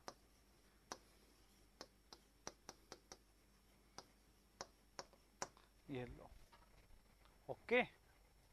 पर तुम्हें इस दो बातें याद रखनी है, decide the future of growth sapwood, और हर साल ये एक एनुअल रिंग दे देती है, ठीक है, ठीक है। each year annual ring, each year annual ring added to sapwood, हर साल सैपवुड को एक एनुअल रिंग कौन देता है? तो इसका आंसर भी कैम्बियम लेयर होगा।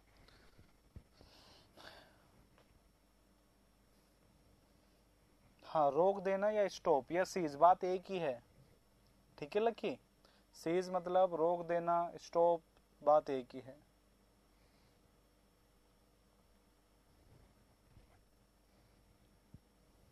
फ्रीज बात एक ही, सब चीजें ठीक है। चलो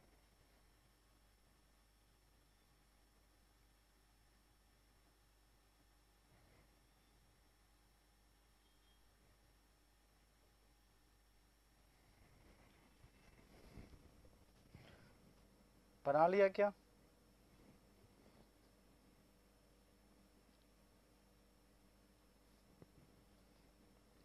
सभी ने?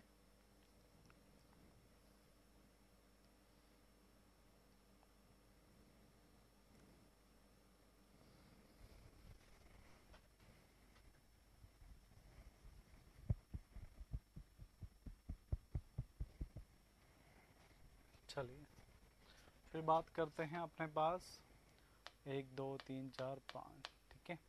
ये रहा, इससे क्या कहते हैं? इसे कहते हैं bark.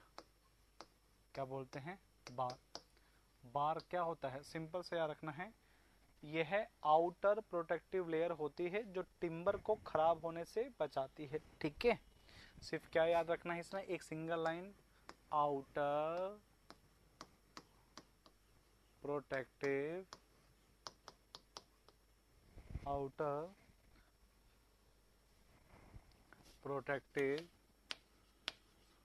layer around the cambium, around the cambium layer is known as bark, okay. तो यहाँ से याद रखना आउटर प्रोटेक्टिव लेयर, तो आंसर क्या होगा? बार्क होगा, ठीक है। इसके अलावा हमारा एक चीज रह गया है, पता है? तुमने याद भी नहीं दिलाया और मेरे को याद भी नहीं आया, मेडुलरी रे। याद आया? बात की थी नहीं की? कल इसके बारे में बात कर रहे थे ना, फिर कैसे भूल गए? तो हमारे पास यहाँ पे क्या होता है, इस जगह पर यहाँ पर ऐसे ऐसे, कैसे? इस तरीके से जाता रहता है, ऐसे करते हुए, ऐसे करते हुए, ऐसे करते हुए, ऐसे करते हुए, ऐसे करते हुए, ठीक है। इस तरीके से रे निकली हुई रहती है, अगर आपने देखी हो तो। देखिए नहीं देखी आपने? बताओ जल्दी से।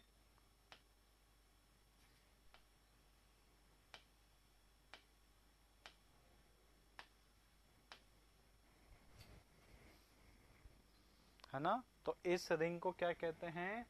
इस रिंग को कहते हैं अपने पास मेडुलरी रे, ठीक है। हाँ, अब बात करेंगे इनके काम के बारे में कि इनका काम क्या होता है।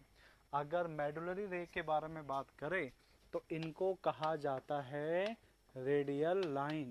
क्या कहा जाता है? रेडियल लाइन इनको कहा जाता है। अब दूसरा बात आती है कि कहां से कहां तक होती है, तो ये बात याद रखना, ठीक है। It is A radial line, it is A radial line extending from pith to cambium layer, pith to cambium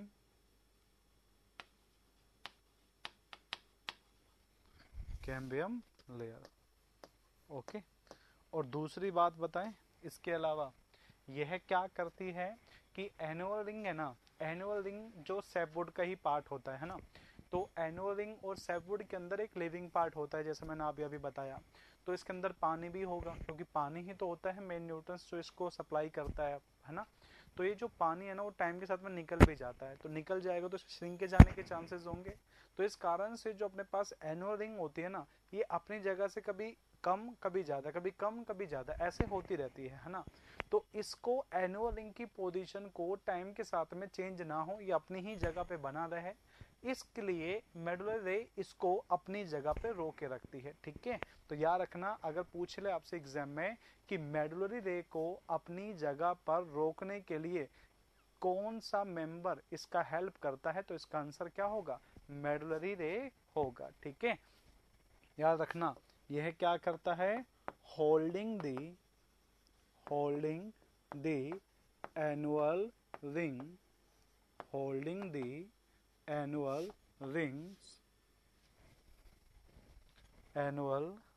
ring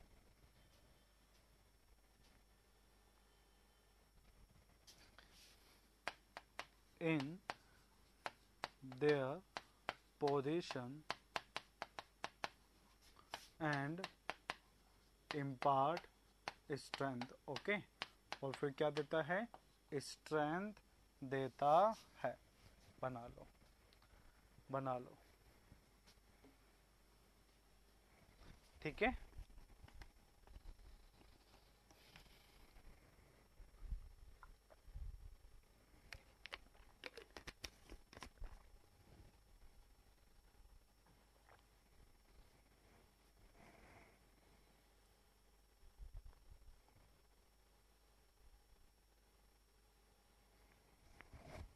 बना लिए क्या?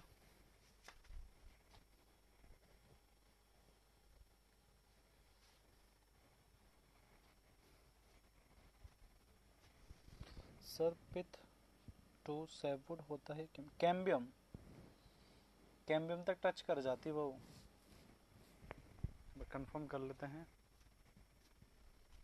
कैम्बियम तक है, ठीक है।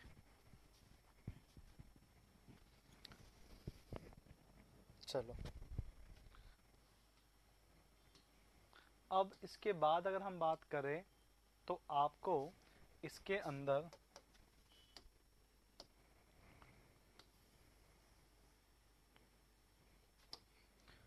कुछ नोट याद रखने हैं, ठीक है। एक एक करके सुनते जाना, समझते जाना कि हाँ सर क्या होता है उसके अंदर, ठीक है।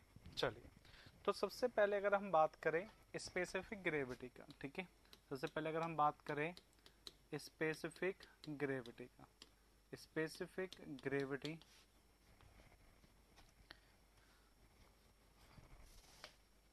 of the timber is observed, specific gravity of timber is observed to be 1.54, okay, इतना होता है, ठीक है। बट याद रखना, जो आप गलती करोगे, but mass specific gravity is different, okay. याद रखना, अगर सिर्फ तुमसे पूछता है ना कि स्पेसिफिक ग्रेविटी टिम्बर का कितना होता है, तो आप 1.54 करोगे। बट अगर बात करें इसके मास स्पेसिफिक ग्रेविटी का तो वो डिफरेंट होता है। जैसे कि आपको अगर याद होगा तो हमने सीमेंट के अंदर भी कहा था कि एक होता है अपने पास इस यूनिट वेट जो होता है 1440, जब हमने कहा कि एक होता है ट्रू यूनिट वेट जो कितना होता है 3160 होता है ना। ऐसे ही अपने पास यहाँ पे बात आता है कि अगर हम टिम्बर के एक्चुअल यूनिट वेट की बात करेंगे तो 1.54 होता है। फिर बात आती है कि सर इसके अकॉर्डिंग तो हमें ये डूब जाना चाहिए था, ये डूबता क्यों नहीं है? डूबता इसलिए ही नहीं है क्योंकि वो अपने पास जो टिम्बर है जो पानी पे तैरता है वह मास स्पेसिफिक ग्रेविटी के अकॉर्डिंग चलता है और इसके अकॉर्डिंग यह एक से कम पाई जाती है। ठीक है, हाँ 1.54 जनरली जो टिम्बर का है ना बेटा यही रहता है। ठीक है,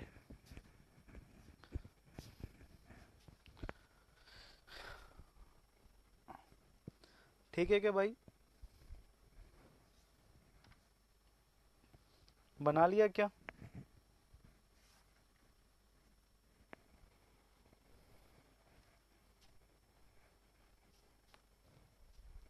दूसरी बात है ना, मतलब कि कह सकते हैं आप नोट नंबर सेकंड कह सकते हैं इसको, नोट नंबर सेकंड। और इसको ना इस नोट को हम 5 स्टार करेंगे। 5 स्टार करने का रीज़न यहाँ पर ये है ना क्योंकि ये आया बहुत बार है। आया क्या है, बहुत बार आया है। ठीक है, क्या कहते हैं, जैसे होता क्या है कि जब टिम्बर को काटा जाता है तो उसमें मॉइस्चर बहुत ज़्यादा होता है। मान के चलना कि उसके ड्राई वेट के अपना ड्राई वेट के 70% समथिंग होता है, इतना मान के चलना। और वेट की अगर बात करें तो 50 समथिंग इतना रहता है ना। तो अगर हम ऐसे टिम्बर को अगर स्ट्रक्चर में यूज करते हैं ना तो वहां से पानी निकलेगा और पानी निकलेगा तो वहां पे श्रिंकेज आएगा तो वह अपनी शेप और साइज को डिफॉर्म कर देगा और जो कि हमारे लिए क्या है, खराब है। इस कारण से कभी भी टिम्बर को स्ट्रक्चर में यूज लेने से पहले उसको सुखाना बहुत जरूरी है। इसलिए जब टिम्बर को सुखाया जाता है ना तो उससे कहते हैं सीजनिंग प्रोसेस। क्या कहते हैं, सीजनिंग। ओके, और वह मॉइस्चर कंटेनिंग होता है स्टोन की तरह, वह अपने पास क्वारिसेप नहीं कहलाता है। यहाँ का जो टिम्बर का मॉइस्चर है वह क्या कहलाएगा, वह क्या कहलाएगा, मॉइस्चर कंटेन कहलाएगा। और जो पानी निकाला जाता है ना वो बहुत लंबा प्रोसेस होता है, डिपेंड करता है कि हम सुखा कैसे रहे, है ना। तो अगर हम सुखा रहे हैं तो हमें ये भी तो पता चलना चाहिए कि कब तक सुखाना है।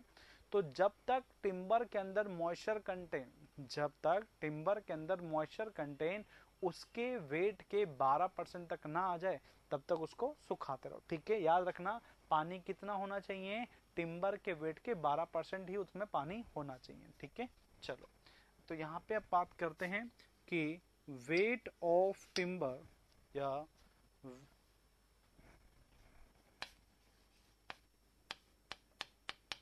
weight of timber is considered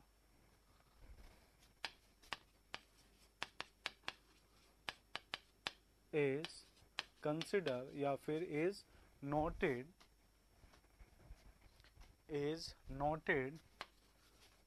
at the moisture content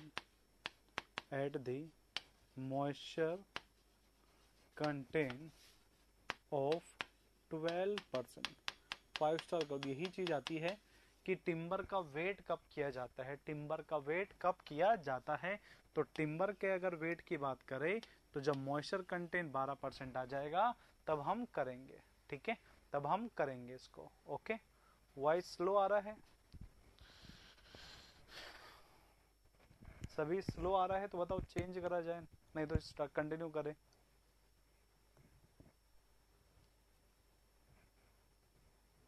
सही है, चलो तो नोट करिए इसको।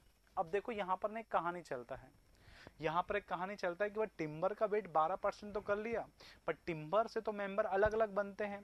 अब टिम्बर से बीम भी बनती है, टिम्बर से कॉलम भी बनते हैं और टिम्बर से डोर और विंडो भी बनते हैं। तो यहाँ पर जो कहानी है वो अलग अलग हो जाती है ना। तो एक बार नोट कर लो इसको एक बार जल्दी से, फिर हम इसको आगे बढ़ाते हैं। ठीक है, ठीक है, इसी नोट के अंदर इसका सब नोट करके लिखना, इसका सब नोट करके लिखना कि अगर बात करें, ठीक है, जब टिम्बर को use in building component, building component का मतलब होता है कि आप इसको किस में यूज ले लिए, एग्जाम्पल बीम के लिए, ठीक है, या फिर कॉलम के लिए, किसी के लिए भी, तो इसका वेट वेरी करता है 8 से 12%।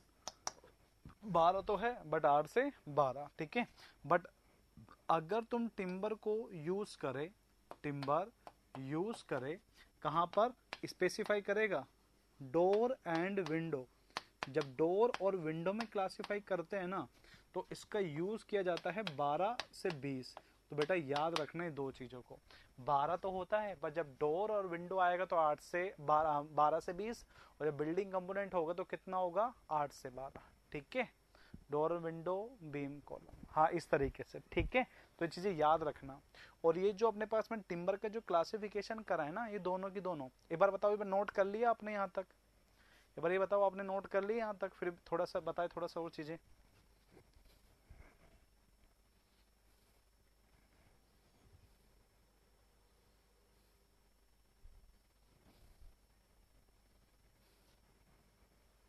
है ना।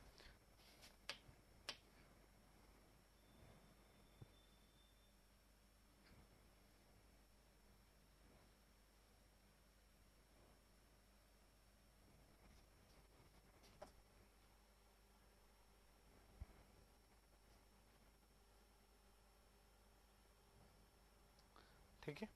अब होता क्या है कि जो हम पढ़ रहे हैं यहाँ पर, ये जो वाटर कंटेंट जो पढ़ा है हमने यहाँ पर, कि भाई बीम मेंबर या कॉलम मेंबर या फाउंडेशन में हम यूज कर रहे हैं, तो कितना लेंगे, 8 से 12, डोर विंडो में कितना लेंगे, 12 से 20। तो ये किसके अकॉर्डिंग बताया है, अगर मैं यहाँ पे बात करूँ तो किसके अकॉर्डिंग बताया है, यह मैंने बताया है as per IS 883।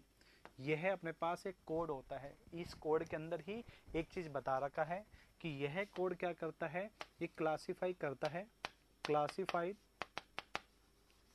India into 4 zone, into 4 zone according to humidity, ठीक है।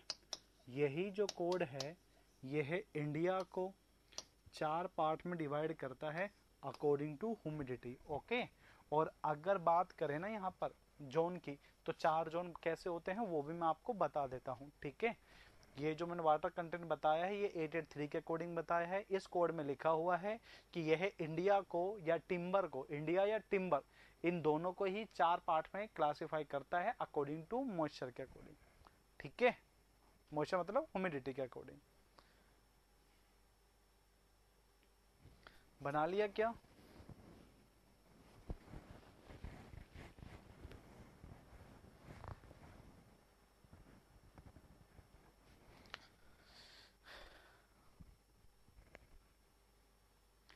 अरे 883 है ना, वो बताता है स्ट्रक्चरल टिम्बर मेंबर के बारे में, ठीक है। क्या कहता है, डिजाइन ऑफ स्ट्रक्चरल मेंबर के बारे में। और उस कोड के अंदर जो स्ट्रक्चरल मेंबर है उसको अलग अलग चीजें बता रखी है, जैसे मॉडुलस ऑफ इलेक्ट्रिसिटी के बारे में बता दिया, फिर बेंडिंग फोर्स के बारे में बता दिया, फिर इसके बारे में बता दिया। तो ऐसा होता है कि जैसे कोई कोड है ना, तो उस कोड के अंदर बहुत सारी बातें आती है। जैसे मैं कह देता हूँ कि IS 800 किसका कोड है, डिजाइन ऑफ स्टील स्ट्रक्चर। अब डिजाइन ऑफ स्टील स्ट्रक्चर का कोड है, तो उसमें क्या क्या दे रखा है, बोल्ट के बारे में दे रखा है, रिवेट के बारे में दे रखा है, कंप्रेशन मेंबर के बारे में दे रखा है, बीम के बारे में दे रखा है, बेंडिंग मेंबर के बारे में दे रखा है। तो मतलब एक कोड के अंदर बहुत सी बातें हो सकती हैं, समझ गए। ऐसा नहीं होता कि सिर्फ एक ही चीज होता है, समझ गए क्या भाई लकी। टिम्बर कौन से ट्री से सबसे अच्छी निकलती है, टिम्बर सबसे अच्छी निकलती है टीक से, सबसे अच्छा बेस्ट क्वालिटी कहा जाता है, ठीक है, टीक से अच्छा निकलता है, ठीक है। अब देखो तुम्हारी किस्मत अच्छा हुआ तो अब जो पढ़ा रहे हैं उसमें से आ जाएगा, है ना। देखो अब होता क्या है कि यह जो अपना IAS कोड है ना, IAS 883, यह होता है डिजाइन ऑफ स्ट्रक्चरल टिम्बर का code, design of structural timber का। यह कितने जोन के बारे में बताता है, यह हमें अपने 4 जोन के बारे में बताता है। अब इसके 4 जोन कैसे कैसे हैं, जोन नंबर 1 होता है, ओके। यहाँ पे फिर जोन नंबर 2 अपने पास आता है, और फिर ऐसे करते हुए अपने पास यहाँ पे जोन नंबर 3 आता है, और ऐसे करते हुए जोन नंबर 4 अपने पास आ जाता है। अब तुमसे यहाँ पे क्या पूछेगा कि जो मिनिमम वाटर कंटेन है यह किस जोन में मिलता है, तो मिनिमम वाटर कंटेन की बात करें तो मिनिमम वाटर कंटेन हमें किस जोन में मिलेगा? जोन नंबर फर्स्ट में। जोन नंबर फोर्थ की बात करें तो इसके अंदर हमें मिलता है क्या? Maximum water contain. समझ गए क्या बात को? समझ गए। अब किस्मत खुलेगी तो यहाँ से पूछेगा और नहीं खुलती तो यहाँ से नहीं पूछेगा। Okay.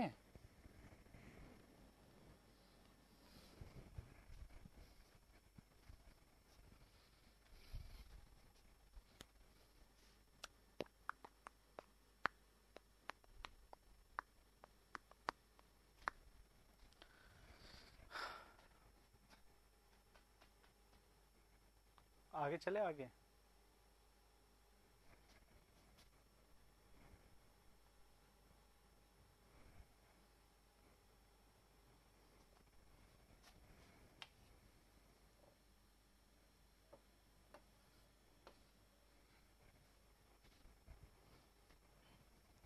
Note number third. Timber को आपने देखा है? टिम्बर को आप सभी ने देखा है? आप कहोगे देखा है। मैंने कहा काट के देखा है? तुम कहोगे देखा है। तो मैंने कहा सब प्रॉपर्टी सब जगह पे क्या सेम मिलती है? तुम कहोगे नहीं मिलती। तो बिल्कुल बात सही कह रहे हो। तो इसी कारण से यहाँ नोट नंबर थर्ड कहते हैं कि जो टिम्बर है वो कैसा है? नॉन होमोजीनियस है। नॉन होमोजीनियस है। अब होमोजीनियस नॉन होमोजीनियस का मतलब क्या होता है कि हर पॉइंट पे अगर प्रॉपर्टी डिफरेंट पा रहा है तो नॉन होमोजीनियस है, हर पॉइंट पे सेम प्रॉपर्टी पा रहा है तो होमोजीनियस है। और इसी नॉन होमोजीनियस के कारण से हम कह देते हैं कि यह अपने पास कैसा है? Anisotropic. Anisotropic confuse मत होना, क्योंकि इसका मतलब होता है क्या? Non isotropic. क्या होता है? Non isotropic. Non isotropic. Non isotropic का मतलब क्या होता है कि जब टिम्बर का प्रॉपर्टी हर एक डायरेक्शन में, तीन डायरेक्शन होती है एक्स वाई और जेड, और अगर तीनों डायरेक्शन में प्रॉपर्टी अलग अलग पाया जाता है तो कहते हैं नॉन आइसोट्रोपिक है। और तीनों डायरेक्शन एक्स वाई जेड में अगर सेम प्रॉपर्टी पाया जाता है तो कहा जाता है कि वह आइसोट्रोपिक होगा। समझ गए? तो अगर मतलब प्रॉपर्टी अगर सेम पॉइंट पर पाई जाती है, हर पॉइंट पे सेम पाई जाती है तो होमोजीनियस, और अगर हर डायरेक्शन में सेम पाई जाती है तो आइसोट्रोपिक। ओके, तो यहां से ये बातें याद रखना। ठीक है, बिल्कुल सही लकी बेटा, बिल्कुल सही। शाबाश बेटा शाबाश। ठीक है, हाँ तो बोल दो हाँ। अच्छा लगता है बस।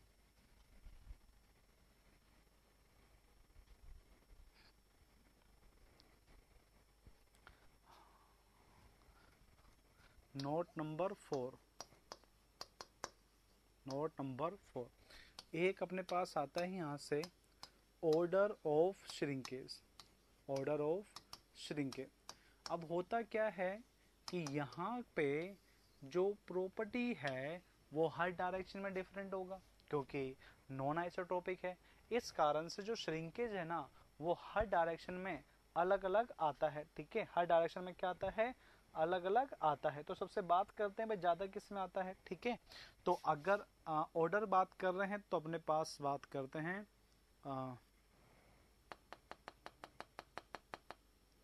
श्रिंकेज।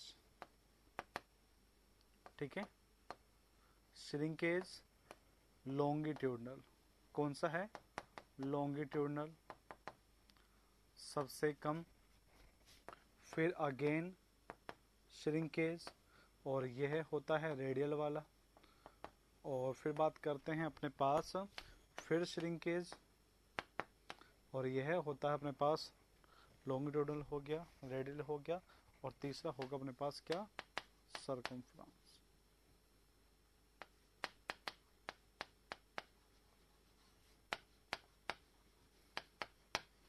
ठीक है, इस तरीके से होता है।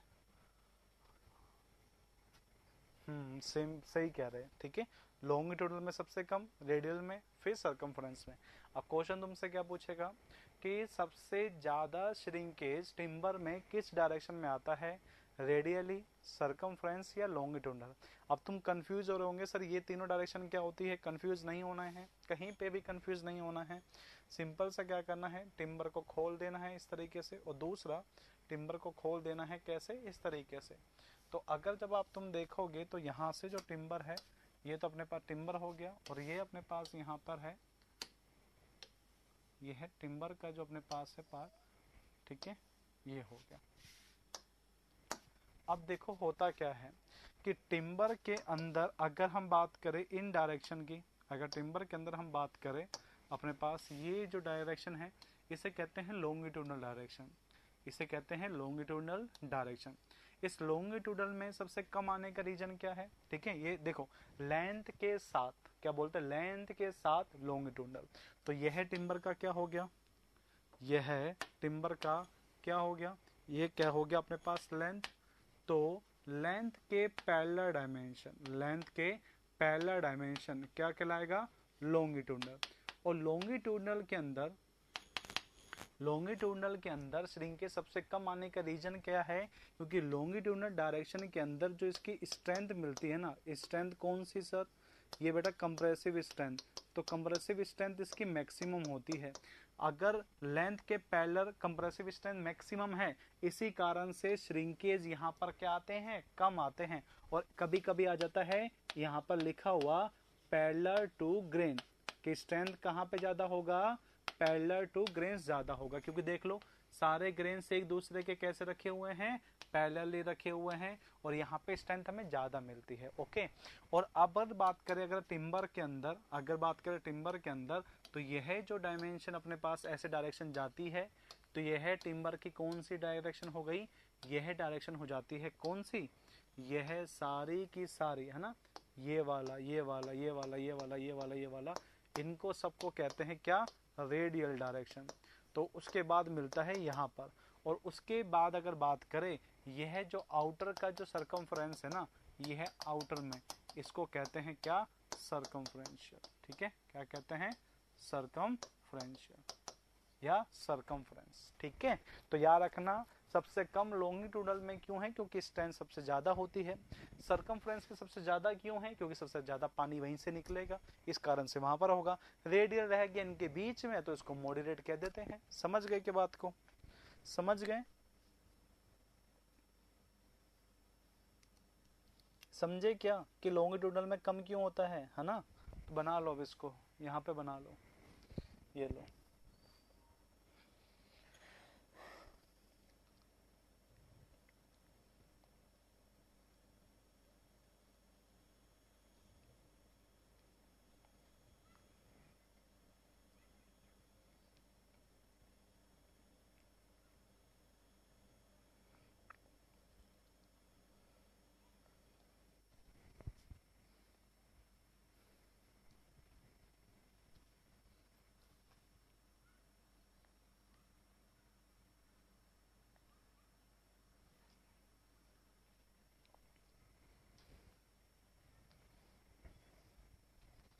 बना लिया क्या बेटा,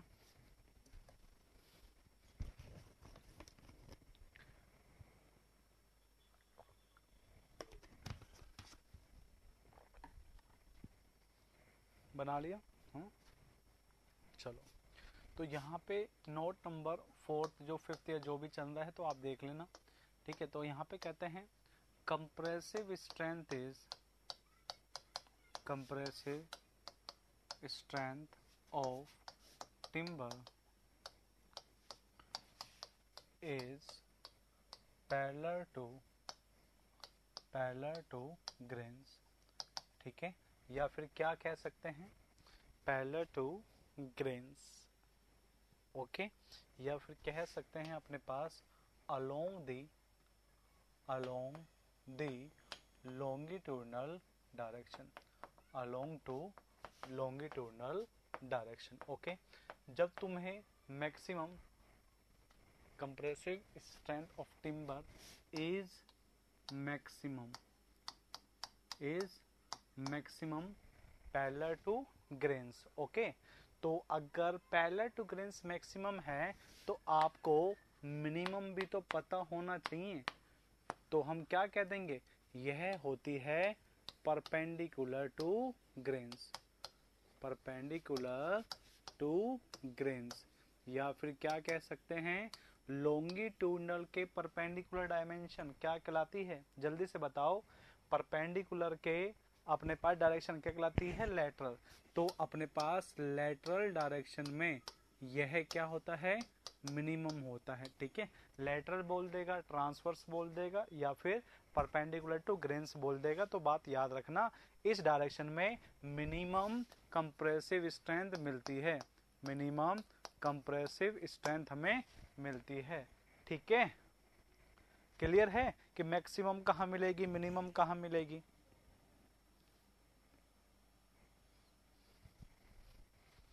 चलिए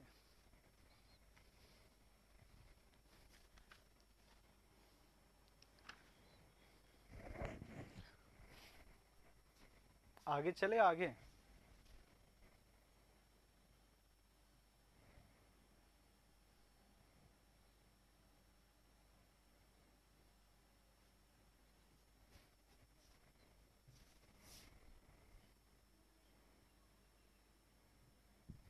ठीक है, नेक्स्ट नोट। अच्छा एक बात बताओ, टिम्बर का कंप्रेसिव स्ट्रेंथ ज्यादा अच्छा होता है या टेंसल स्ट्रेंथ, जल्दी बताओ कि टिम्बर का कौन सा स्ट्रेंथ ज्यादा होता है, टेंसल या कंप्रेसिव, जल्दी से बताओ कौन सा, जल्दी जल्दी जल्दी बताओ जल्दी। Tensile compressive, tensile compressive, tensile compressive, बिल्कुल सही, टेंसल। जिसको भी शक हो आज टिम्बर लाना, एक बार उसके ऊपर बैठ जाना और एक बार टिम्बर को कहीं बांध देना और खींचना, समझ जाओगे तुम्हारी मेहनत ज़्यादा किस में लगी है, ठीक है। तो यहाँ पर हम कहते हैं कि जो टेंसल स्ट्रेंथ होती है, जो अपने पास टेंसाइल स्ट्रेंथ ऑफ टिम्बर की बात करें तो यह अपना कितना होता है, 2 से 4 गुना होता है किसके, कंप्रेसिव स्ट्रेंथ के, किसके, कंप्रेसिव स्ट्रेंथ के, in parallel to grains direction. Okay, याद रखना कि अगर टेंसल स्ट्रेंथ की बात करें तो यह कंप्रेसिव से 2 से 4 गुना ज्यादा होती है, ठीक है। बट याद रखना किसी डायरेक्शन में निकालनी है, वो भी पैरेलल निकालनी है। ऐसा ना हो कि मैंने कह दिया पैरेलल और तुम चेक करो परपेंडिकुलर में, परपेंडिकुलर में कुछ अलग रिजल्ट पाएगा, वो हमें नहीं पता क्योंकि वहां पे मिनिमम होती है। हमें वहां का पता ही नहीं करना, हमें कहाँ का पता करना है, जहाँ का मैक्सिमम होता है, ठीक है। तो पैरेलल टू ग्रेन्स कंप्रेसिव ज्यादा होती है और टेंसाइल उससे भी ज्यादा होती है। कितना ज्यादा होता है, 2 से 4 गुना होता है। क्यों, क्योंकि पैरेलल टू ग्रेन्स से सारे फाइबर बिल्कुल स्ट्रेट हो जाते हैं और यही कारण है कि अपने पास जो टिम्बर के फाइबर्स होते हैं या फिर अपने पास धागे होते हैं जिन्हें थ्रेड्स कहते हैं, उनको कंक्रीट के अंदर यूज किया जाता है। क्यों, क्योंकि उनकी टेंसल स्ट्रेंथ ज्यादा होती है और यही कारण है कि टिम्बर कंक्रीट में यूज करा जा रहा है उनको, ये बात याद रखना, ठीक है।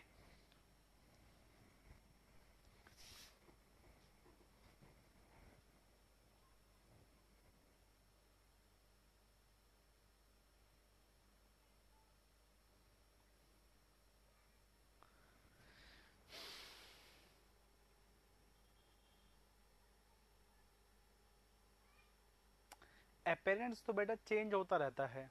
जैसे कि मान के चलो, अपेरेंट का मतलब है कि उसमें क्या क्या पाया जा रहा है, मास या अपेरेंट बात एक ही रहता है, ठीक है।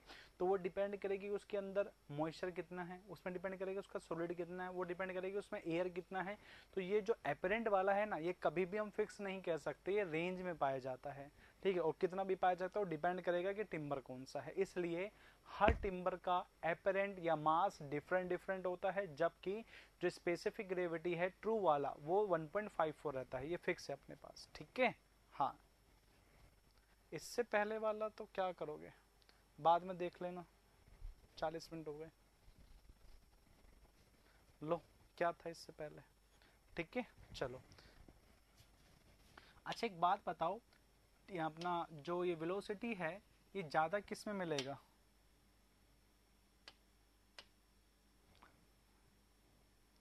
जल्दी से बताओ, सॉलिड में मिलेगा लिक्विड में मिलेगा। जो वेलोसिटी है टिम्बर का ज्यादा किस में मिलेगा, वेलोसिटी ऑफ एयर ज्यादा किस में मिलेगा, लिक्विड में या सॉलिड में, सॉलिड में मिलेगा, बिल्कुल सही।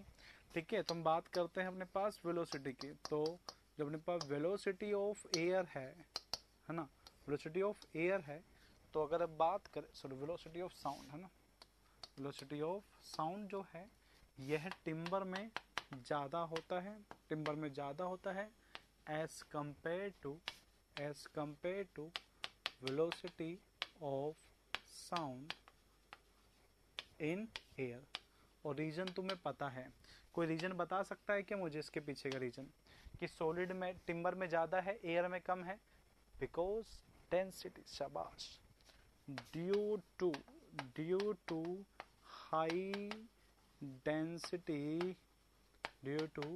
High density of timber compare to air. शाबाश, ठीक है।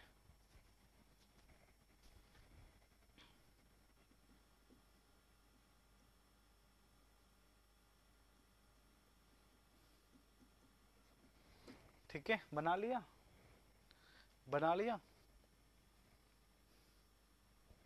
अब एक चीज अपने पास और लास्ट में है ना, क्या कहा, किसने कहा, कब कहा, क्यों कहा, चलो वो देखते हैं। ऐसे ग्राफ आता है, ऐसे आया, ऐसे क्या, थोड़ा नीचे थोड़ी ना आता है, ऊपर जाओ, एक ऐसे और एक ऐसे। अब इस ग्राफ में क्या था कि इसमें एक लाइन था ऐसे, एक लाइन था ऐसे, और एक लाइन था ऐसे, नाम था ए बी सी। बताओ नीचे दे रखा था टेंसाइल, कंप्रेसिव, बेंडिंग। तो बताओ टेंसाइल कर्व के लिए कौन सा कर्व होगा, ए बी या सी? ए बी या सी, कौन सा कर्व होगा? ए बी या सी, कौन सा होगा? तो ये जो ए कर्व है ये किसका होता है? ये होता है टेंशन का कर्व। किसके लिए? अपना टिम्बर के लिए। जो सी है ये किसके लिए है? ये है कंप्रेशन, ठीक है, कंप्रेशन। जब कंप्रेसिव लोड लगाओगे तो ये मिलेगा, और जब बेंडिंग लगाओगे तो इनके इंटरमीडिएट रिजल्ट मिलता है। ये तीनों एक्सपेरिमेंट डाटा है जो मैंने आपको बताया है, कि जब आप इसको फाइंड करोगे तो आपको इस तरीके से मिलेगा। यही बात थी किशन, कि तुम्हें बताया गया, क्योंकि तुम, मुझे पता था कि तुम बेंडिंग को सबसे कम कहोगे, मुझे पता था तुम करोगे।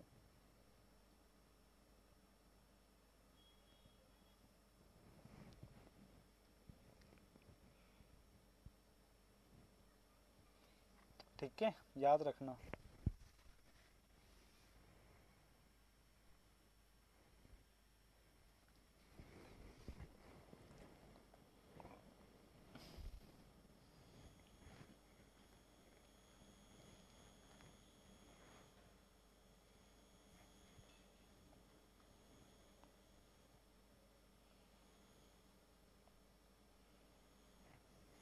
स्ट्रेस स्ट्रेन,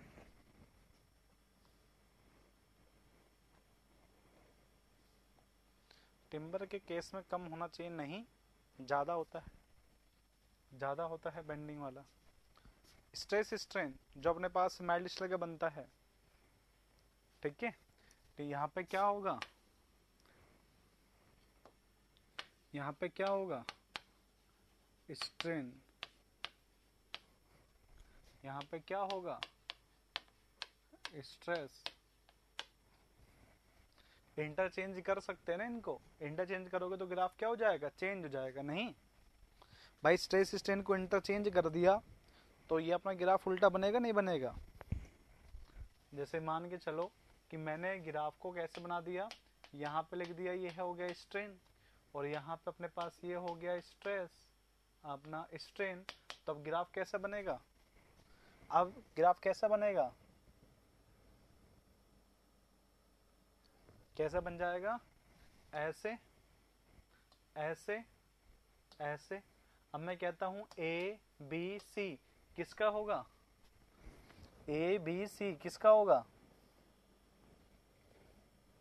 सी ग्राफ किसका है, यहाँ पे सी ग्राफ किसका है? जो बादाम नहीं खाता वो तो कहेगा कंप्रेशन, और जो दिमाग खाता है वो कहेगा सी किसका है, टेंशन का। और जो बहुत ही ज्यादा इंटेलिजेंट है ना, वो कहता नॉट पॉसिबल, वो कहता नॉट पॉसिबल। नहीं, अब तुम्हारा दिमाग खराब किया, ये कैसे बात हो गई कि ये काट ही क्यों दिया। नहीं देखो, मैंने पहले कहा, जो बादाम नहीं खाता वो तो सी वाले को कहेगा कि वो कंप्रेशन का है, नहीं, क्योंकि उसने यहाँ देखा होगा।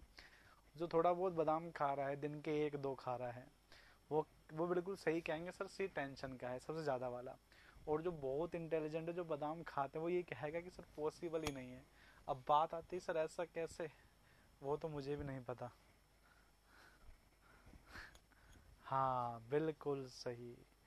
y is the always function of x, ये बात याद रखना। ये बहुत नहीं बेसिक टर्म्स वाली बात होती है कि हमें पता होना चाहिए कि यह है ना हमेशा ये इंडिपेंडेंट है, और यहाँ पर जो एक्सिस होती है ना y पर, वो होती है डिपेंडेंट वाली। तो जब तुमने चेंज किया ना, तुमने वहां पे रख दिया एक ऐसे वेरिएबल को जो कि डिपेंडेंट करता है, जबकि वो कैसे, वो एक्सिस कौन सी x वाली, हमेशा इंडिपेंडेंट होती है। बस खेल गए ना तुमसे। हाँ ये बात याद रखना, बिल्कुल सही कहा।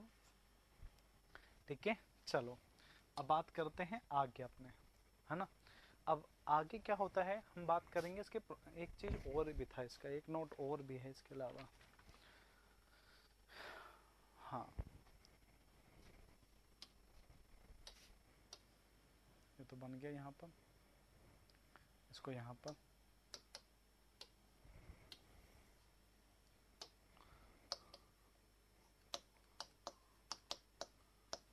Ratio.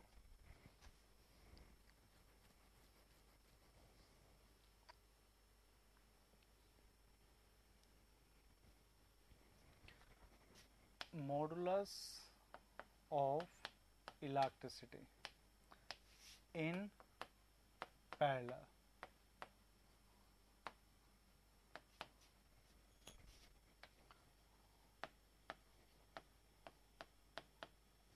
Modulus of electricity in perpendicular कितना होता है। अच्छा एक बताओ कि पैरेलल ज्यादा होगा या परपेंडिकुलर वाला ज्यादा होगा, इनमें से कौन किसका मॉडुलस ज्यादा होगा, पैरेलल या परपेंडिकुलर, पैरेलल या परपेंडिकुलर।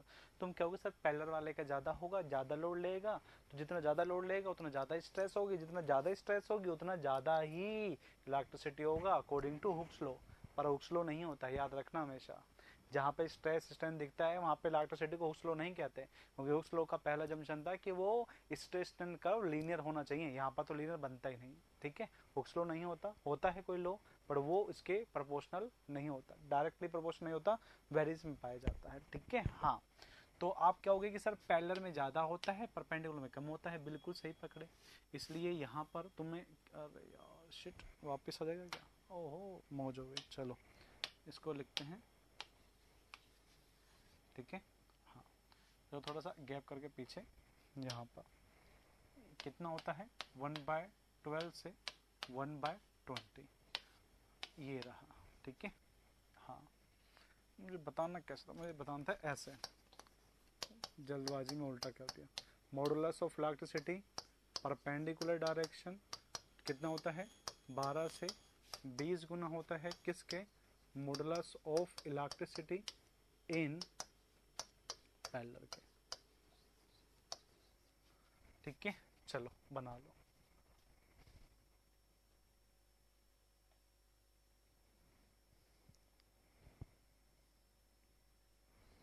उल्टा हो गया क्या ये, क्योंकि पैरेलल ज्यादा होता है।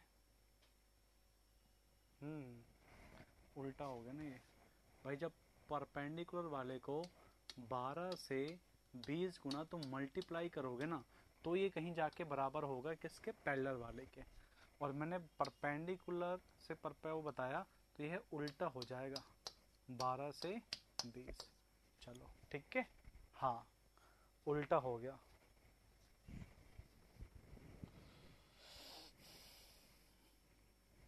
समझ गए ना भाई, जैसे पैरेलल में ज़्यादा होता है एज कम्पेयर टू परपेंडिकुलर, तो पैरेलल वाला ज़्यादा निकलेगा तो परपेंडिकुलर वाले को 12 से 20 गुना मल्टीप्लाई करोगे तब पैरेलल निकलेगा, ठीक है।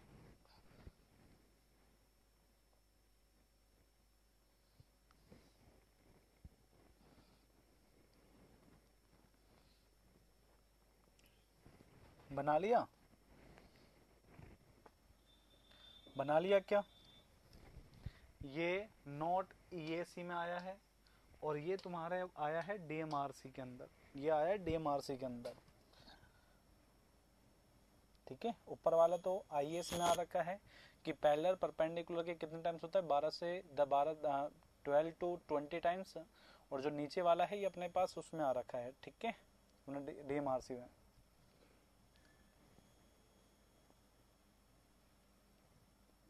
बना लिया क्या?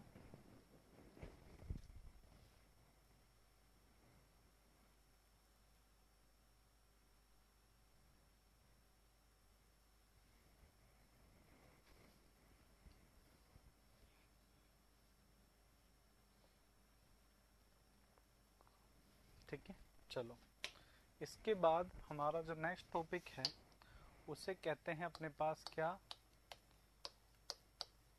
Processing of timber. Processing of timber के अंदर अपने पास टोटल मिला के 4 प्रोसेस चलते हैं। क्या चलते हैं? 4 प्रोसेस चलते हैं। अब कौन कौन से वो 4 प्रोसेस हैं? देखो, पहला अपना होता है अपना फेलिंग ऑफ ट्री, कि पेड़ को कब घेरा जाए। जब तुम पेड़ को घेरते हो ना तो वहां पे 3 बातें तुम याद रखते हो। क्या बातें याद रखते हो? 3 बातें तुम याद रखते हो कि तुम किस एज पर काट रहे हो, किस एज पर काट रहे हो। ऐसा क्यों सर? क्योंकि बेटा जब पेड़ को उसके जरूरत वाले एज से पहले काट लोगे ना तो जो टिम्बर मिलेगा वो सॉफ्ट मिलेगा, हार्ड नहीं मिलेगा, यूज नहीं कर पाओगे, वेस्टेज। जब टिम्बर का जो टाइमिंग है उसके बाद में अगर आप इसको लोगे ना तो भी तुम्हारे लिए खराब है। क्यों? क्योंकि पित्त तो खराब होता ही होता है ना। ओवर एज में जाओगे तो अपना हार्टवुड भी खराब हो जाएगा। अब टिम्बर के अंदर स्ट्रेंथ कौन देता है? या तो हार्टवुड देगा या मेडुलरी देगा। अपना हार्टवुड भी खराब हो गया तो टिम्बर में स्ट्रेंथ क्या मिलेगा? कम मिलेगा। क्या मिलेगा? कम मिलेगा। अब बात करते हैं एज, है ना। हाँ, इसलिए एक मॉडरेट एज में काटना चाहिए। फिर दूसरी बात करते हैं अपना किस मेथड से कटिंग कर रहे हो, मेथड ऑफ कटिंग। अब मेथड ऑफ कटिंग अपने पास कैसा रहता है वो डिपेंड करता है, इसलिए हमेशा एक्सपीरियंस पर्सन लेना चाहिए। क्योंकि तुम्हें दे दिया तो तुम क्या करोगे कि एक बार तो पेड़ के, जैसे अपने पास ये वाला जो पेड़ है इसको हमें काटना है, तो एक बार तो तुम क्या करोगे, एक बार मार रहे हो यहाँ पर, एक बार मार रहे हो यहाँ पर, एक बार मार रहे हो यहाँ पर, और एक बार मार रहे हो तुम्हारे पीछे वाले के घपा, तुम भी खत्म, वो भी खत्म, कहानी खत्म, ठीक है। फिर तीसरा अपने पास, इसलिए हमें जो काटना चाहिए ना, हमारे पास मान के चलो ग्राउंड लेवल है, अरे भाई गायब कर दिया रे, इसलिए मान के चलो कि ये ग्राउंड लेवल है तो ग्राउंड लेवल से थोड़ा सा ऊपर काटा जाता है कि जो उसकी ग्रोथ दोबारा हो सके। फिर तीसरा जो डिपेंड करता है ना वो डिपेंड करता है कि किस सीजन में काट रहे हैं, सीजन ऑफ कटिंग, ठीक है। जो डिपेंड करता है कि जब हमारा सैप रेस्ट पर हो, क्योंकि सैप में मैंने कहा कि ये ग्रोथ देता है, ग्रोथ देता है तो ये मोशन में है, तो मोशन में जब हो तब इसको कभी नहीं काटना चाहिए, क्योंकि तुम्हें काटने में बहुत ज्यादा मेहनत लगाएगा। क्यों? क्योंकि वो ग्रोथ कर रहा है ना। तो हमें ऐसे टाइम पे करना है जिस टाइम पे इसमें ग्रोथ ना हो। तो ये डिपेंड करता है कि ग्रोथ कहाँ नहीं हो रहा है ना। तो प्लेन और हिली रीजन के कारण से अलग अलग टाइम पे मौसम में बरसात होती है और अलग अलग टाइम पे इसका ग्रोथ जो अपना जो मोशन होता है वो बंद होता है, ठीक है। वो कल बात करेंगे। इसके बाद हम बात करते हैं दूसरा, ठीक है। दूसरा अपने पास होता है कि टिम्बर में निकला है पानी, तो पानी को निकालने के लिए तुम क्या करोगे? सीजनिंग। तो दूसरा प्रोसेस क्या हो गया? Seasoning of timber. क्या हो गया? Seasoning of timber. टिम्बर के अंदर से पानी निकालना, सीजनिंग। मेन पर्पस होता है कि पानी निकालना, ना कि वेट रिडक्शन। याद रखना, एक बार हुआ ऑप्शन में दो चीजें पूछ ली कि सीजनिंग का पर्पस क्या है? पानी निकालना, भाई बिल्कुल सही है। दूसरा है वेट का कम करना। अब स्टूडेंट सोच रहा है भाई पानी निकल रहा है तो वेट तो कम होगा, दो भी सही है। तीसरा ऑप्शन था ए और बी, और चौथा था नन ऑफ द अबव, तो आंसर क्या कर दिया? सी। बोला सर पानी निकलेगा वेट कम होगा, तो मैंने कहा सीजनिंग पूछा है, पानी कम करने से वेट कम हो रहा है, ये कहाँ पूछा? इफेक्ट क्या होता तो तुम करके आते ना। क्या पूछा है? क्या पर्पस है, what is the meaning of seasoning. तो आंसर सिर्फ क्या करके आना है, पानी निकालना, ना कि वेट को कम करना। इफेक्ट के अंदर पूछेगा ना भाई, वो समझ गए। हाँ, रिड्यूस सैप, सैप मतलब पानी होता है ना। फिर बात करते हैं तीसरा, तीसरा होता है अपने पास कन्वर्जन। तीसरा अपने पास क्या होता है, कन्वर्जन ऑफ टिम्बर। कन्वर्जन मतलब होता है जो अब हमें टिम्बर चाहिए, हमें बीम में यूज करना है, हमें कॉलम में यूज करना है, हमें बेंच बनाने हैं, तो पेड़ को काटोगे, काटोगे किसी शेप और साइज में, तो पेड़ को काटना क्या कहलाता है, कन्वर्जन। पेड़ को जो टिम्बर है उसको शेप और साइज देना, जो भी तुम्हें स्ट्रक्चरल पर्पज से बनाना है, तो क्या होगा, कन्वर्जन। ओके, अब कन्वर्जन करने के बाद इसमें दीमक, कीड़े मकोड़े ना लग जाए, तो उससे बचाने के लिए एक प्रोसेस लगाते हो जिसे क्या बोलते हैं, कन्वर्जन। क्या बोलते हैं, कन्वर्जन। तो सॉरी, प्रिजर्वेशन। प्रिजर्वेशन में क्या होता है कि उसको बचाने के लिए हम कुछ लैप लगाते हैं, हम कुछ केमिकल लगाते हैं, है ना, हम अलग अलग चीजें लगाएंगे जो हमारे पास होगा, ठीक है। तो ये चारों प्रोसेस करने के बाद में जो तुम्हें मिलेगा, तुम क्या होगे, हाँ भाई ये टिम्बर है ना। उससे पहले क्या बोलते हो तुम, पेड़ है, क्या है, ट्री है या वुड है। पर जब ये चारों प्रोसेस करने के बाद मैं तुम्हें टिम्बर पकड़ाऊंगा, तुम क्या कहोगे, भाई ये है टिम्बर। समझ गए क्या। हाँ, इसी के साथ कहानी खत्म, और कल मिलेंगे तुमसे दोबारा।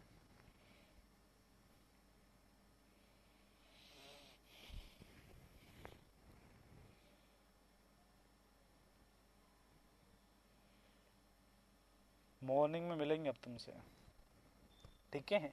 आ जाना, सोते रह जाते हो। अरे यार तुम्हारे डाउट टेलीग्राम वाले, देखता हूँ देखता हूँ। अरे लकी, व्हाट्सएप डाउनलोड कर लो, तुम्हें कोई परेशान नहीं करेगा पहले की तरह भाई। समझ सकते हैं तुमने व्हाट्सएप क्यों बंद किया होगा, किसी की याद नहीं आएगी, सच कह रहे हैं। दोबारा डाउनलोड कर लो, वहां से भेज दिया करो, वो मैं देखता रहता हूँ इसलिए, है ना। चलो,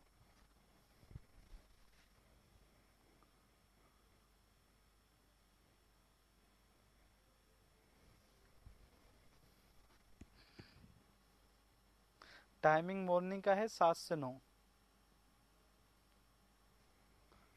ठीक है।